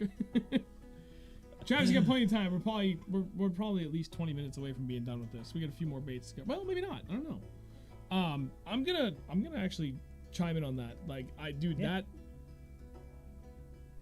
that hit a dock. That's why it's broken like that. Yeah, this thing has seemed. Ow! Hooked myself. Drink. Let go. Was it Todd that put us onto this, or was it somebody else? How do you like to pitch a tent? Just like this. Good luck, Talon. Was it Todd that put us onto this? Yeah. So Todd, Fishing Grubs, was the first one from all our friends at the time that was like killing him on this. And that was before I really was like super confident in big baits, but I gave it a shot, and I'm glad I listened to it, because that thing is absolutely worth its weight in gold, and it's cheap. But now the problem is so many people are getting into them. They're really hard to find. I just saw somebody talking about on Facebook today. They found 2 on Facebook for like $50 each or something insane like Those? that. Or on on eBay. Give me a freaking break. I know. Well, I mean, $50 all said and done really isn't that bad. They're Like, retail- 25. Oh, I thought retail on the big ones was like 32 or something like that. No, they're 25. Go down to counting again. They're 25. Oh, okay. Still not as bad. But dude, like, depending on what you're doing for top water, like sometimes you want something obnoxiously loud. That's where this works, and honestly, that works like most of the time. At night. Yep. That works 100% every time. Right at sunrise, sunset, like when the light is off, killer. Works great. I love it. I have this exact one of my own. Also took the tail off. Works great. Bull wake, the bull shad, bull wake, the gill wake. Phenomenal bait too. I got 3 more baits I want to talk about too before we go to the end of this, but there's a few more questions here. Any C-suite outdoors? Any experience on Osprey? Have you fished Osprey? I caught my first 5-pounder there When was that? when I was 12 years old. That doesn't count. Oh, Kevin, that's good to know. Granite State has some of those On rats. this. Really? That's what I caught it on. No kidding. Ripping it through the weeds. Through the lily pads. And then there was a bigger one behind it. That's amazing. This is what I caught my previous PB on, 6.25 pounds, 2009, on that. Just made by a different guy, but it's literally like same blades, color, the whole 9 yards. So I fished Osprey once. It was for a tournament. Because for me, like with bathroom stops to get there when my stomach was really bad, 3-hour drive. So I wasn't going to go up there. At the time, that was like really difficult for me. This was in 2011. Wow, damn, 10 years ago. That's a scary thought. Anyway, we went once, got some feedback from my buddy Travis of North Country Bass Guides. I keep forgetting the name of it. Him and his dad, the Rockets, are licensed guides in New Hampshire. Excuse me. And he kind of gave me some pointers as to where to start. We got out like 5th or 6th boat out of like 20 boats. And I all of a sudden had a low oil pressure alarm, so I had to stop, figure out what was going on. It literally never went off again ever since that boat. It, like, again, 10 years later, my dad still has it. That alarm has never gone off since. But I had to stop and let everybody go by until it started going. And then it just shut off. I'm like, okay, I guess we're good. We kept on going. It was no other problems ever. Go figure. And What boat was this? the Ranger. Ranger? On that Black Optimax. It's the weirdest thing. Like the alarm went off and then the low oil pressure light came on. Because we were idling out like 5 feet of water. Yeah, we were idling for like an A hour? long time. Yeah. It's probably what? I've done that 1,000 times. This is the only time it's ever done it. Literally one time. No exaggeration. It was just weird. Something was off. I don't know if maybe I just didn't have the cap on the oil reservoir tight enough. Wait, we fill it. No idea. Whatever. We've been once. Again, it was about 20 boats. We caught 5 for like 13 pounds and change. Like, I want to say it was high 13 pounds, and we finished 4th place. They only paid out the 3rd. Or we finished 5th and they paid out the 4th. We're like a quarter of a pound out from making money in one of our first tournaments together. But there was a guy that killed it. Mike Vining. Guy, absolute hammer. And he had to leave early, so like he came in, a few minutes to spare. He had a killer bag. And he had weigh in really quick, and then he was leaving, and he's like, I need somebody to bring my fish out, please. And we're like, he weighed in a 5.3 pound smallmouth. We're like, we'll take it. I just wanted to hold the fish. So we brought it out, and me and my buddy, we both took turns like holding it. We're like, oh shit. Like our biggest smallmouth prior to that point was like just over 4 pounds. So to see 5.3 is something else. But yeah, no, that place has got bigs. I don't know. I've heard it's the pontoon capital of the world, so I'm not sure how good. Ospey. Oh, yeah, it's a big bowl. Yeah. It's a giant bowl. It's a weird place. It's got like weird off ponds and stuff that come off of it too. And Well, and at that point, that guy Mike won for fishing in the river section. Yeah. Which you can't because it's technically a separate body of water. Oh. And New Hampshire Fish and Game changed the law a couple of years after that, where they really enforced like, no, your permit is only for Lake Ospey, and technically the boundaries end right here at the river mouth. Then that whole river section is a separate body of water because it's unnamed, and then that back pond has an entirely different name that is a separate body of water. Yeah. And then, which is so stupid. I mean, for fun fishing, you just go right up in there. And be so much fun. Well, yeah, but like then they changed for tournaments. They're like, well, we don't know if the fish you put there actually make it out. So they're still doing a study, like Squam and Little Squam. Like you used to be able to fish in Squam and Little Squam, but they're like, well, they're two different lakes. Like, dude, there's a giant river connecting the two. Is Well, it- there's still two different lakes. It's a bridge. That's all it is. It's whatever. Town water temp up here, dude, all over the place. Anywhere from friggin' like 43 to what did we see? 55 on Friday. Where were we? The spot. 50. Yeah. Maybe 54 to 55. I think so, yeah. Mr. Giant on the rat. Speaking of rat. I forgot about that. Oh, I didn't, dude. I can still see the boil in my head. That was I didn't insane. even see it. Travis, anything. Literally anything. Talk to John. John knows this. John knows.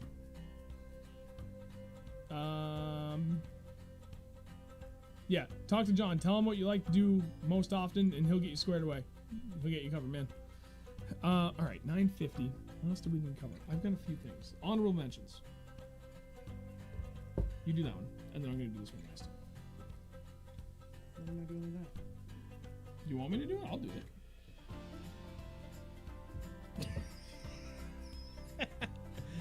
Das Tube. Dude, that thing can be used so many different ways in so many different ways. Like I said earlier, I used this thing on a drop shot, and kill it. Do wicked good on that. Like, I don't. And then throwing it for smallies deep with the big tube weighted freaking hook in there. Yep. So we do it a couple Cracking different ways. them. I used to only fish those with like super light hooks, like 1/8 ounce, and then I like them heavier. I like it working at like a football jig. yeah. Well, then that's what we started doing this year. Was throwing either lead-free bass jigs, a 3/8 ounce football or 3/8 ounce ball head. Works really good in there. Yeah. And pro tip, if you're trying to stuff the like ball head, yeah. Yeah. Put the little. that's what I was gonna say. So if you're trying to stick like a giant jig head inside of these, get smelly jelly or like literally any bass scent that's like that Vaseline based stuff. Put a little doober in there, or just put it on the head and just slide it. Dude, that like largemouth, smallmouth, cold water, warm water, middle of the summer, out deep, early in the year, They super just like shallow. 'em. It looks like a little craw. I just like them. It just works. I want to chew on it. This has I'm been. not going to. I do not go smallmouth fishing without a tube tied on. Doesn't matter what time of year it is. Doesn't matter where I am. Stained, cold, shallow, deep. I have a tube on. I don't always go with green pumpkin though. That's just the one I had that I grabbed. That didn't have like 1,000 pounds of salt on it. I used a lot of the green pumpkin, and then I had the color. Yeah, that one. Sorry, guys. The This, magic. I cannot. The juice. This literally is. I hate saying it, but this is the juice for me. This Yep. color. I cannot. Carl, Cannot give it up. tube. Grant, you're right. We probably could get a good 603 bass tourney going on. You should. I actually haven't had as much luck cracking a tube as I do just dragging it. Like that worked killer for me. I can't tell you how many times I've gotten snagged on a rock and letting it sit there, a smallie comes up and smokes it and picks it up off the rock for me. We actually called with like a 3 1/4 pound smallmouth during a tournament, which we kept all day, and helped us win for the day from doing that on a tube. I was stuck on a rock, and Who's this? like with me and Travis, it was like that 52 boat tourney on the up Brownie on- Factory. Yeah. Insane, and just I stuck, couldn't I'm stuck, I'm imagine stuck, and fishing then that oh god, place there it with goes. 50 boats. Dude, it honestly kind of sucked. Oh, let's go that. Never mind. There's No, 10 that's really 10 how it boats was. on it. You had to share every boat, every spot with at least 5 boats. I At don't like it. least. I'm all set. It's a big lake, but the fish is small. But yeah, dude, even the 3/8 ounce ball head in that works killer. Oh yeah. Go heavy, go light. Three doesn't to matter. 3.5. I mean 3/8 to half. Well, then we tried those 3/4 ounce heads. And they were just like. too heavy. Yep. Hey, OGC, OGC. staccato. Sorry, I had a really hard time with that. Potato, I'm drinking. Tomato, tomato. Brown. Yeah, John Brown. Gordy, one of my favorite baits, smallies, absolutely. Actually, the other color I like that I don't mind sharing is like a smoke gray with a black and red flake. I don't know what it is about that color and a tube, but it works killer for smallmouth. Yeah. I actually saw the black with a red flake. Ooh, Yeah. wouldn't mind giving that a shot. Dude, I bet you that would work really good. Yeah. Have At you our seen those? river spot late year. Ooh. Uh huh. We should probably get those for next year. We should or probably for the end of this year. Yeah, we should probably do that. Gordy, start pouring. Yeah. Peter Peterson, quarter ounce tube hook last season. I caught over 30 a day off shallow green pumpkin spike it tail. That's one of the things I need to do more often with is spiking the tips of my baits. I got the markers, but I don't have like the actual like, you know, wet stuff I can dunk things with. Some fluke, dude. You were saying that the other day. I did. I'm gonna get it done. Yeah, and then the smelly jelly, dude, it works killer. Anytime you need to lube it up, stuff it in, works great. And yes, John, you're absolutely right, because a lot of people gave up fishing the tubes with the Neds. Not that there's really anything wrong with that. Ned heads kill it. So. I never really fished the Ned. Just don't. Yeah, you're getting better. No. I haven't. Yeah, well, like at all. You don't use that bait for that. Yeah, you're right. All right. We can't talk about that. Moving on. Tubes of Z-bait scent. Ooh, I'll have to look into that. Yeah, John, you're absolutely right. That crawl look. Talon. Big confidence bait, black and blue chatterbait with a pit boss trailer. Oh, okay. That's interesting, a pit boss trailer, because that's kind of short. There's really not that much action in those legs. Well, I guess, I mean, they're just straight. They don't have like any bulge to them. They kind of do. Yeah, they must dance pretty good. Tubes are sold. They listen to Whitesnake. Hey, I listen to Whitesnake. It was pretty good. Oh, that's great. All right, last but not least, and again, keep the questions coming as we're going through here. Well, honorable mention, we were talking about swim baits earlier. Just a stupid little Kitech. You can do 1,000 things with it. We talked about drop shots. I like throwing it just on a regular football head. Depends on, like, I'll use anywhere from a 1/0 to a 4/0 hook shank, depending upon what size swim bait I'm using. I try to keep the swim bait. Well, I try to keep it so the hook shank doesn't go beyond a little closer than the halfway point on the body, because I want to make sure that if I want it to swim, it can swim. Otherwise, you're going to make it too stiff. So, like a 2.8-inch Kitech, I go with a 1/0 hook. 3.3-inch, I like the 1/0 still, but I'll sometimes, there you go. See, that's a 1/0 hook. This is a 3.3-inch Kitech with a 1/0 hook on, I think it's a half-ounce head. That's a half-ounce. That's a half-ounce head, yeah. That's perfect. Like a 1/0 hook on a 3.3-inch. You could get away with a 2/0, but that's pretty damn good. And they'll come up and get that. Like, there's really not a whole lot of tail that needs to fold out of the way for them to get to that. So, something to think about. You can do that all year long, 1,000 different ways. Something you should take a look at. Okay, so last but not least, something that I really want to talk about is just a straight up ribbon tail worm Texas rig. Oh, geez. Dude, 6 to 10 inch. Money. I have done so good, even Carolina rigging or Texas rig. Just a ribbon tail worm. Green pumpkin, black and blue. Again, 6-inch, 8-inch, 10-inch. I would actually like to get my hands on a 12-inch worm. But what I'll do is I'll still only use like a 1 or 2/0 hook, but I will thread it, the line, all the way down and put the hook like here. I have 12-inch worms. So it kind of sucks when you get bit. You go through them fast. But god damn does that work. Especially when you're dragging like deep grass. Dude, it's... You alright? Yeah. I saw you fish for stripers. I was like, just heavy breathing. Only recently.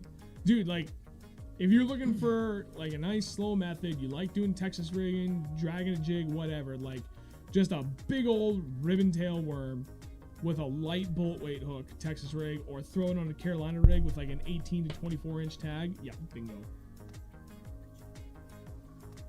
That's it right there. 1/4 ounce head. It's just like, dude, it's so friggin' good. And I'll still, like, even in like really warm weather, like that is a friggin' meal for largemouth. And they'll see that thing, like, you do a really, really slow rise, right? And on this, I like throwing straight 12-pound fluoro. And then just drop it real slow. So the weight will come down and the worm will flutter and follow really, really slow. But you can work it through like absolutely anything. Work it through rock piles, work it through timber, work it through grass. I personally prefer to work that around big boulders and grass myself. Mm-hmm. Dude, it's so good. Punch those in lily pads. Oh, yeah. Down through the middle of them and just wait for the line to move. It works. Talon, need some mag ol' monsters. I'm gonna look those up. Look back up a minute. OJC Ducato. Do you guys fish for stripers in the summer? I do. Elaborate. That's all you. I just do. I go as much as I can when I'm not fishing, but I haven't really had that much luck in the last few years. Besides, well, when we went down to Connecticut Right. for holdovers, and that was a blast. But yeah, I do as much as I can during the summer. If we're not going out somewhere, and I don't feel like towing the boat somewhere, I'll go out and Plum Island and try and catch something. But I don't spend too much time anymore doing it. I'm gonna fix something really quick. Some of what are the mag old monsters? I don't understand. I gotta look those. I'm sorry, I gotta look those up real quick. Mag old monsters. That's Pornhub. Long mag monster. Mandingo? Sorry. I feel so bad. So Joe Lucarelli was in here earlier, and my phone had kind of blown up, but I try not to get distracted by my phone while we're doing this. And he said, turn your mics up, be a little quiet, an hour ago. Dude, sorry. I did apologize first. Those are big. 12 inch. Magnum old monster. Look at that thing. What? Oh, God. Oh, you buying it already? Oh, yeah. Oh, I need that. It's 12 inches.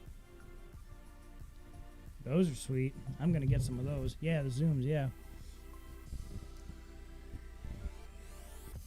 Zooms. Oh, yeah. They're huge baits. Yeah, I'll have to get that. All right, let me know how the audio is. I actually just went and turned up the input on the volume on the mics a little bit. So the problem is I can't crank them up too much because these mics are really power hungry, and in order to give them like the power they need so that you can more easily hear us, unfortunately you get a lot of white noise with it. There's these little like input mic boosts that I'm supposed to throw in there, but they're incredibly hard to get. They're only like $30 each, but they're on back order until the end of freaking April. Last I looked, so it'll eventually get there and it'll fix it, but you know, for the time being, like, in order to get the volume good, unfortunately, it comes a little bit of white noise. But again, we'll get past that. Any other questions? I think we covered pretty much everything. I think. Ooh, Takato, what did you just do? Message track. I missed it. I saw it. Sounds really good. All right, good. Thank you, Grat, and thank you, John. Man, is there anything for an honorable mention for your favorite baits that we didn't cover that you think is worth mentioning while we're here? I'm trying to think myself. Oh, chatterbait. But we covered that in so many previous videos. No, we did jig too, but then we just spent a half hour talking about them. Right, yeah, exactly. Like, dude, a 3/8 ounce chatterbait with either a craw trailer turned sideways. So when you're swimming it, the craws want to be like that. When it's coming back on its regular retrieve, you don't want it so it's flat like that. I actually prefer to have it straight up on its side because it gets a better profile. Or a swim bait trailer. And I'll kind of play around a little bit with size on swim bait trailers, but that'd be my honorable mention that we didn't bring up was chatterbait. Chatterbait has lead in it. Is it illegal in New Hampshire? Jasper, I'm pretty sure chatterbait is in that minor realm where it's an exception to that rule. Gordy? And then there's Gordy. Yeah, Gordy, get on it! John, you're absolutely right. This is actually Gordy chatterbait. Oh, yeah. A bladed jig. Bladed jig. Right. Chatterbait is a copyrighted term, Andrew. Yeah, I know. Bladed jig. Flat, too. This thing thumps. It's insane. I caught 4 fish in 15 minutes. Sorry, Gordy. Sorry, Gordy, but it freaking works. You better start making them. Dude, it's killer. And, like, it really, like, I've been finding it works in a lot colder water than I previously thought. He's like, shut up!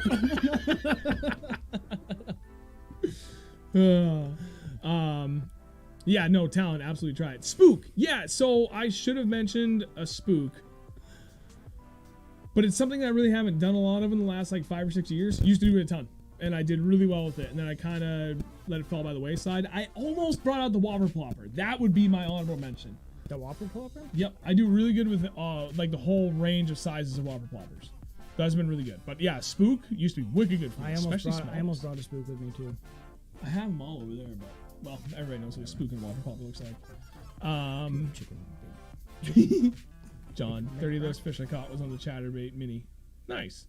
Grat, fire cod jackhammer sells out so fast. Is it really that good? No, dude, it is really that good. And it's funny because I got mine last year before the classic, before they blew up, because I was talking to you and somebody else. And I was thinking about it. I was like, dude, if a red lipless craw kills it, why wouldn't a red or a chatterbait do it? And I went and bought a bunch. And then literally that next weekend, they hammered them at the classic, and you haven't been able to get them since. And yes, they do work. The 2 fish I got Friday, which we didn't record for, only 2 fish I got. Technically, really the only 2 fish we got. You got one like little dink largie, but really the only 2 fish we got: red fire craw jackhammer with a swim bait trailer. Jig versus Texas rig. That's 2 different ball games. Yeah, big time. You can't pick one or the other. You gotta have both. Ducato. Only have 1 lure for bass fishing. What would it be?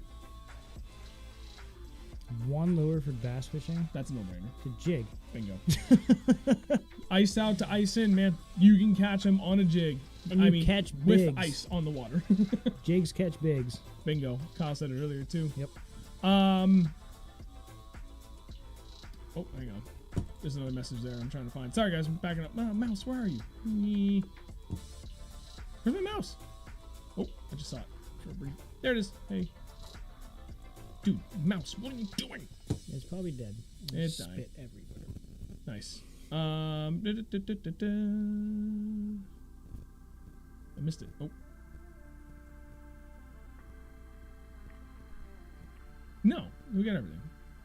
Oh yeah, no, Talon. Okay, sorry, I can only see the half end of message from you earlier, Talon. Kotu. No creature baits? No. Savage Gear Duck. Interesting. Ducato. Spoons. Do you fish spoons? I want to. I've tried them a couple times. I want to get the big one. Oh, the like dude. The big hammers. The big one. I want to get that. When those guys were killing it on those reservoirs down south, yeah, like 3-4 years ago, they're like, you can cast it for like 5 minutes and you gotta take a break. Yeah. Because they're like, what, 8 ounces or something stupid? They're not quite that heavy, but they're heavy. They're like 3 or 4 ounces. Yeah. But it's not like a big swim bait that you can just like slow roll it and like lob it. You're ripping the thing. Yeah. That's a lot of work. Yeah. Forget that. Yeah, jig versus Texas rig, we're 2 different things for me. Even the Wish knockoff ploppers work. You can't deal with the high cost of them. Interesting. All right. I'll try it. Chatterbait cross-eye has done really well for me as well, and they are easy to get. That's good to know. Thoughts on bluegill profile frogs? Not color? I don't know how. I don't think I have any thoughts on that. Oh, I know you're talking about. Oh! Zona thing! I think I know exactly what he's talking about. Yeah. Never done it. Technically, it makes a ton of sense because I know most guys say that you like one of the best times to throw a frog is when all the bluegill are feeding. Like when we're near all like the thick vegetation, you hear them pop, pop, pop. Yeah. That's the bluegill feeding up underneath. Yep. That's supposedly one of the best times to throw a frog is when the bluegill are doing that because the bass think it's a stupid bluegill up top on dead. So if you get a bluegill profile, yeah, it makes perfect sense. Mm-hmm. But if they see a frog, they're still gonna go for it. Right. Doesn't matter. Nope. Grat, free rig and an unpegged bullet weight works the same. Try it in my pool. Yep, absolutely. I actually prefer to unpeg a bullet weight when I'm Texas rigging. Justin has a Magnum spoon. I'm not surprised. Look like a damn hubcap. Thank you, Town. I'll take a look at it. Bluegill on the side. Yeah, Japs, you're absolutely right. I know what you're talking about now. Live target makes one. Walks insane. Okay, good to know.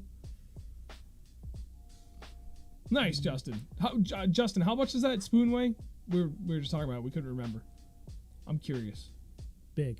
Yeah, giant. Dude, it's already 10:10. This has been a great stream. I still gotta work tomorrow. Yeah, I don't. I gotta get up earlier than you to go fishing. I'm gonna be too tired to go fishing with you by the end of the day, Andrew. I'm gonna be catching 7s and 8s. Are you now? Wouldn't that be something? Imagine if I caught an 8 tomorrow night. No, I don't want to because I can. That's the problem, jerk. All right. If that's it, so we've covered everything. We've even given honorable mentions. So again, if there's any more questions, I'll stay. Like, you can leave whenever. I'll stay up. I don't care. If you got more stuff you want to ask about, by all means, hammer us with it. Otherwise, we can wrap this up in the next few minutes. Thanks, Justin. Bye. Have a good night, buddy. Have a good night. Have a good night. It's not racist. Just putting that out there. What'd you say? Covering my bases. What'd you say? I'm not racist. Covering my bases. Thank you, John. Have a good one. All right. Yeah, again, I'll leave it open for another few minutes if you guys got questions. And as long as they keep coming, I'll keep answering them. Thank you, Kevin. What? He's getting vaccinated. I actually just signed up for mine yesterday. I signed up for mine this morning. I think May 9th is when I'm going. It's a Sunday, too, at 12:30. Me too. Really? No. May 4th. Yeah.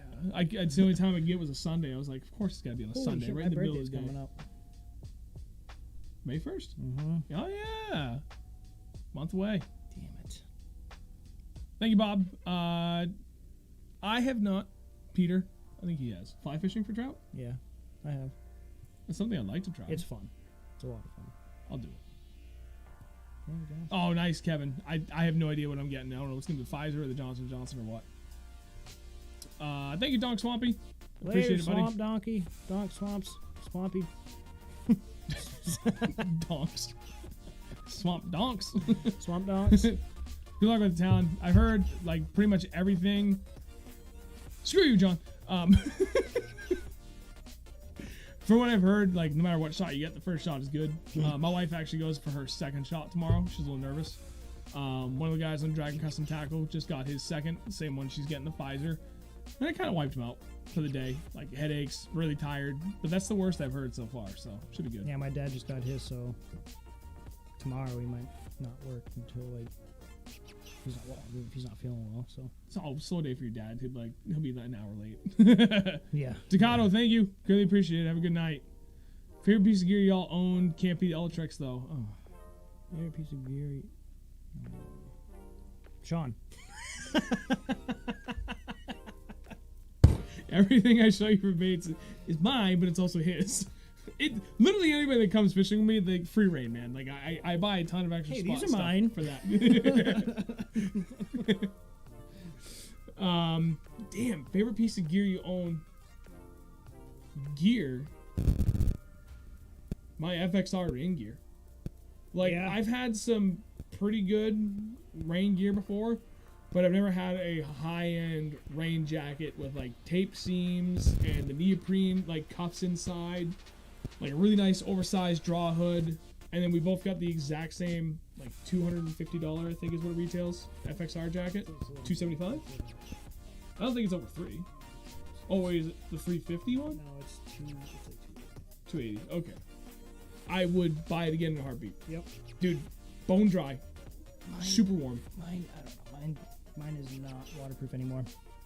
You gotta wash it. Wash it first and see if it works. I have to do the treatment. The treatment to it, yeah. Does Sauhegan have it? They may. So Sauhegan Valley Motorsports sells FXR rain gear. They still have located in Milford, New Hampshire. Located in Milford, New Hampshire. They have. I think last time I was there, they had 6 jackets left. But that is the waterproof jacket that you want. It is. That's it. That's the one. Yeah. You can't put a price on staying warm and dry.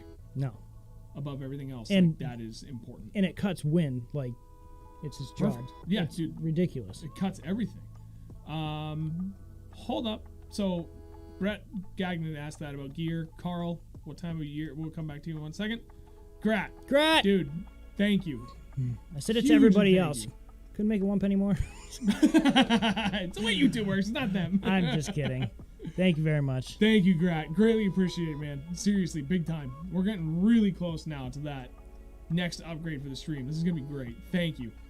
That's awesome. Carl, what time of year do you switch over to soft plastics? Worms, creatures, etc. Post one. You first. Soft plastics? I mean, technically, I don't really. Well, yeah, technically all year, but when you're throwing Texas rig and stuff, I usually don't do it until it's freaking hot out. Yeah, that's post. And I'm trying to punch cover and stuff.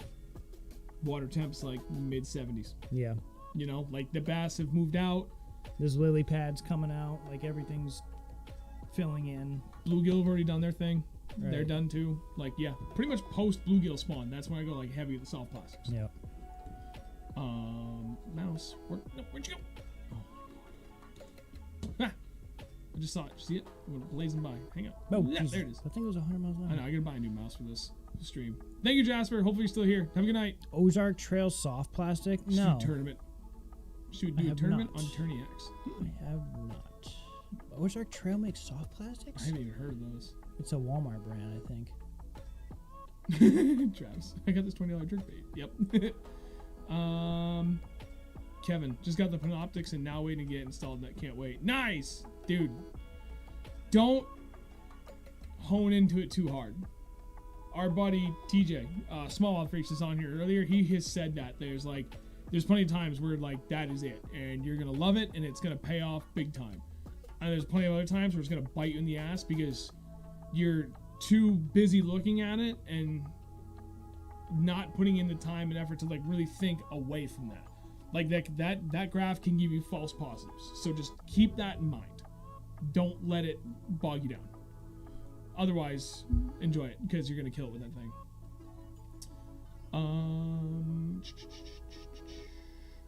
Jason, Striker stuff is sweet. Yeah, I've heard good things about Striker, especially their ice stuff. Damn. Really that much for the show? Holy crap. We almost doubled the last previous best. Yeah? Last previous best was 85. Jesus. 1570. Yeah, we're like really close to doubling it. That's insane. Very Thank you close. guys. It's huge. Also made spinnerbaits, Eagle Claw. Dude, I don't know what it is about Eagle Claw hooks, but I just have zero confidence in them. Trocar. I love the Trocar. Oh, the Trocars are good, but like the original Eagle Claws, I just don't. I won't use them. It's bend. Yeah, Kevin, spot on. Run the whole lake with side imaging, break everything down to what you really want to look at, then come back, pull up on your waypoint, scan around with either 360 or live scope, and take it from there. Like that 1-2 punch is insane. So the Ozark Trail plastics are mint. I'll have to look into those. Maybe I'll run to Walmart and grab some. Worth a shot. Might as well. Can you get a oh yeah? Walmart.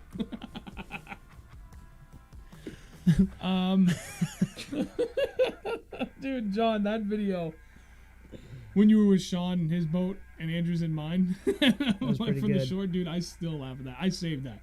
Like, if you go to my Instagram profile, it's there forever because it was so good. That echoed.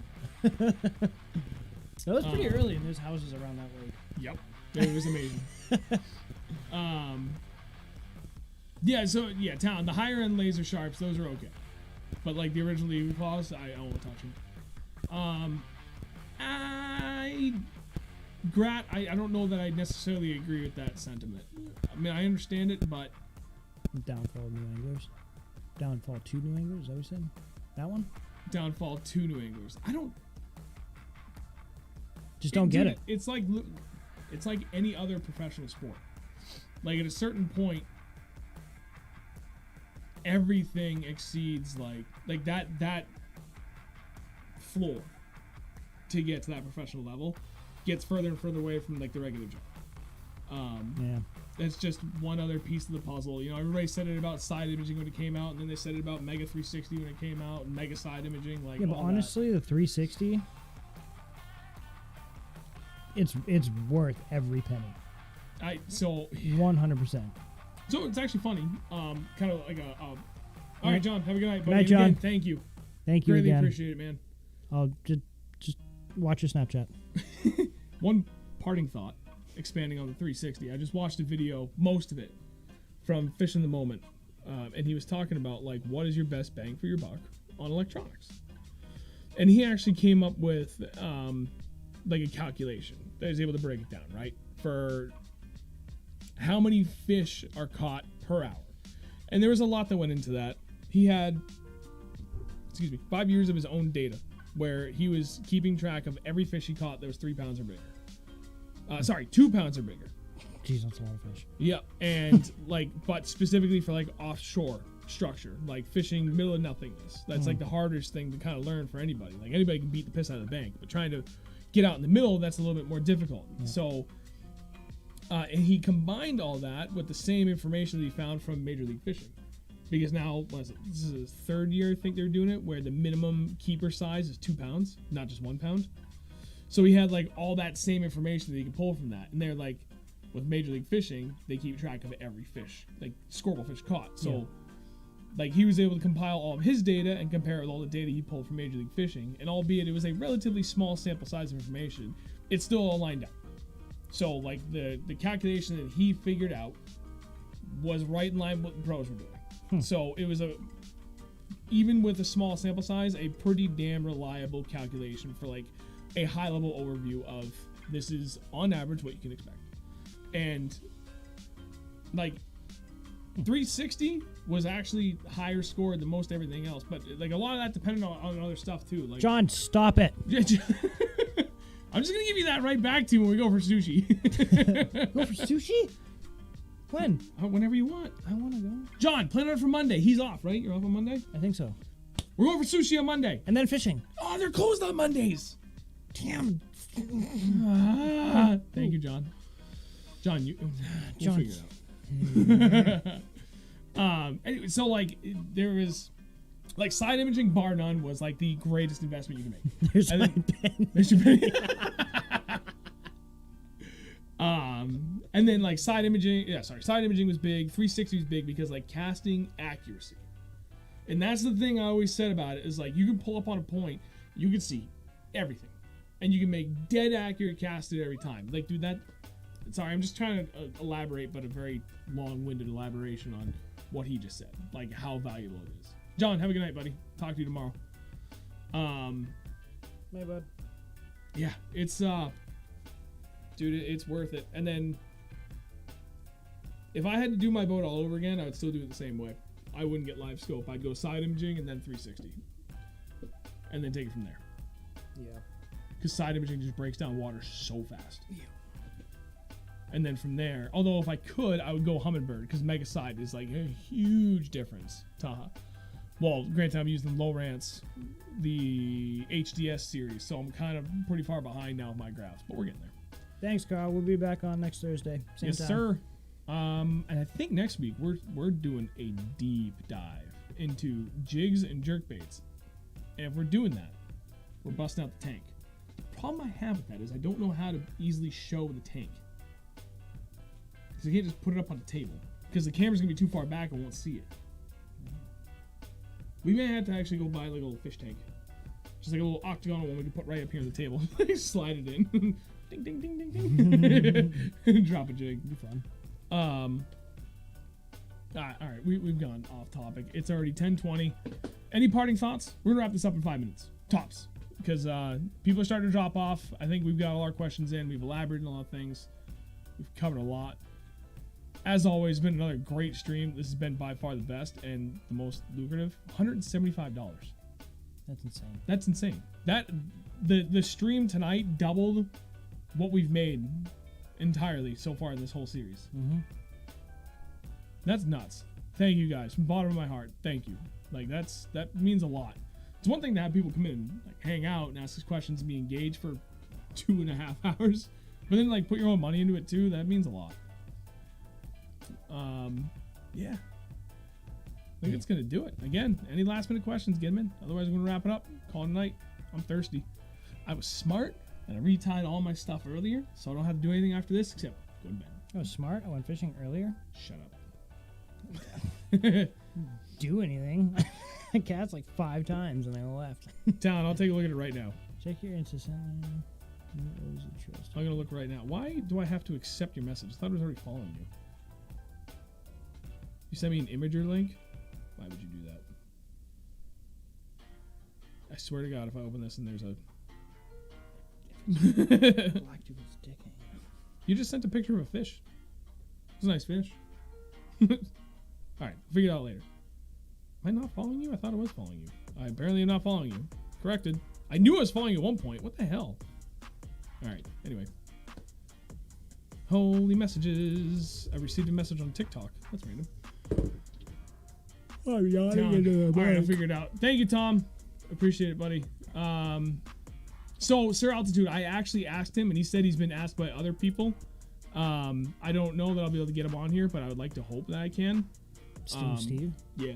He doesn't live that far from me. It'd be great if we could get him here. I could even potentially set up to be over there, but it would be even better if I could go there or just have him calling from his phone, because we've done that with TJ, and that'd be great because then he can actually walk through and show stuff too. So we'll see how it'll go. Jason, you're correct. Exactly. Spot on. I think that's it. Wait, yeah, that's it. Okay, guys, that'll wrap it up. It's 10:23. Gone almost 2.5 hours. People are dropping off like crazy. Now's a good time to end it. Thank you all for watching. Greatly appreciate it. Sir, you signing off. I'll go kill the stream. See ya. More effort.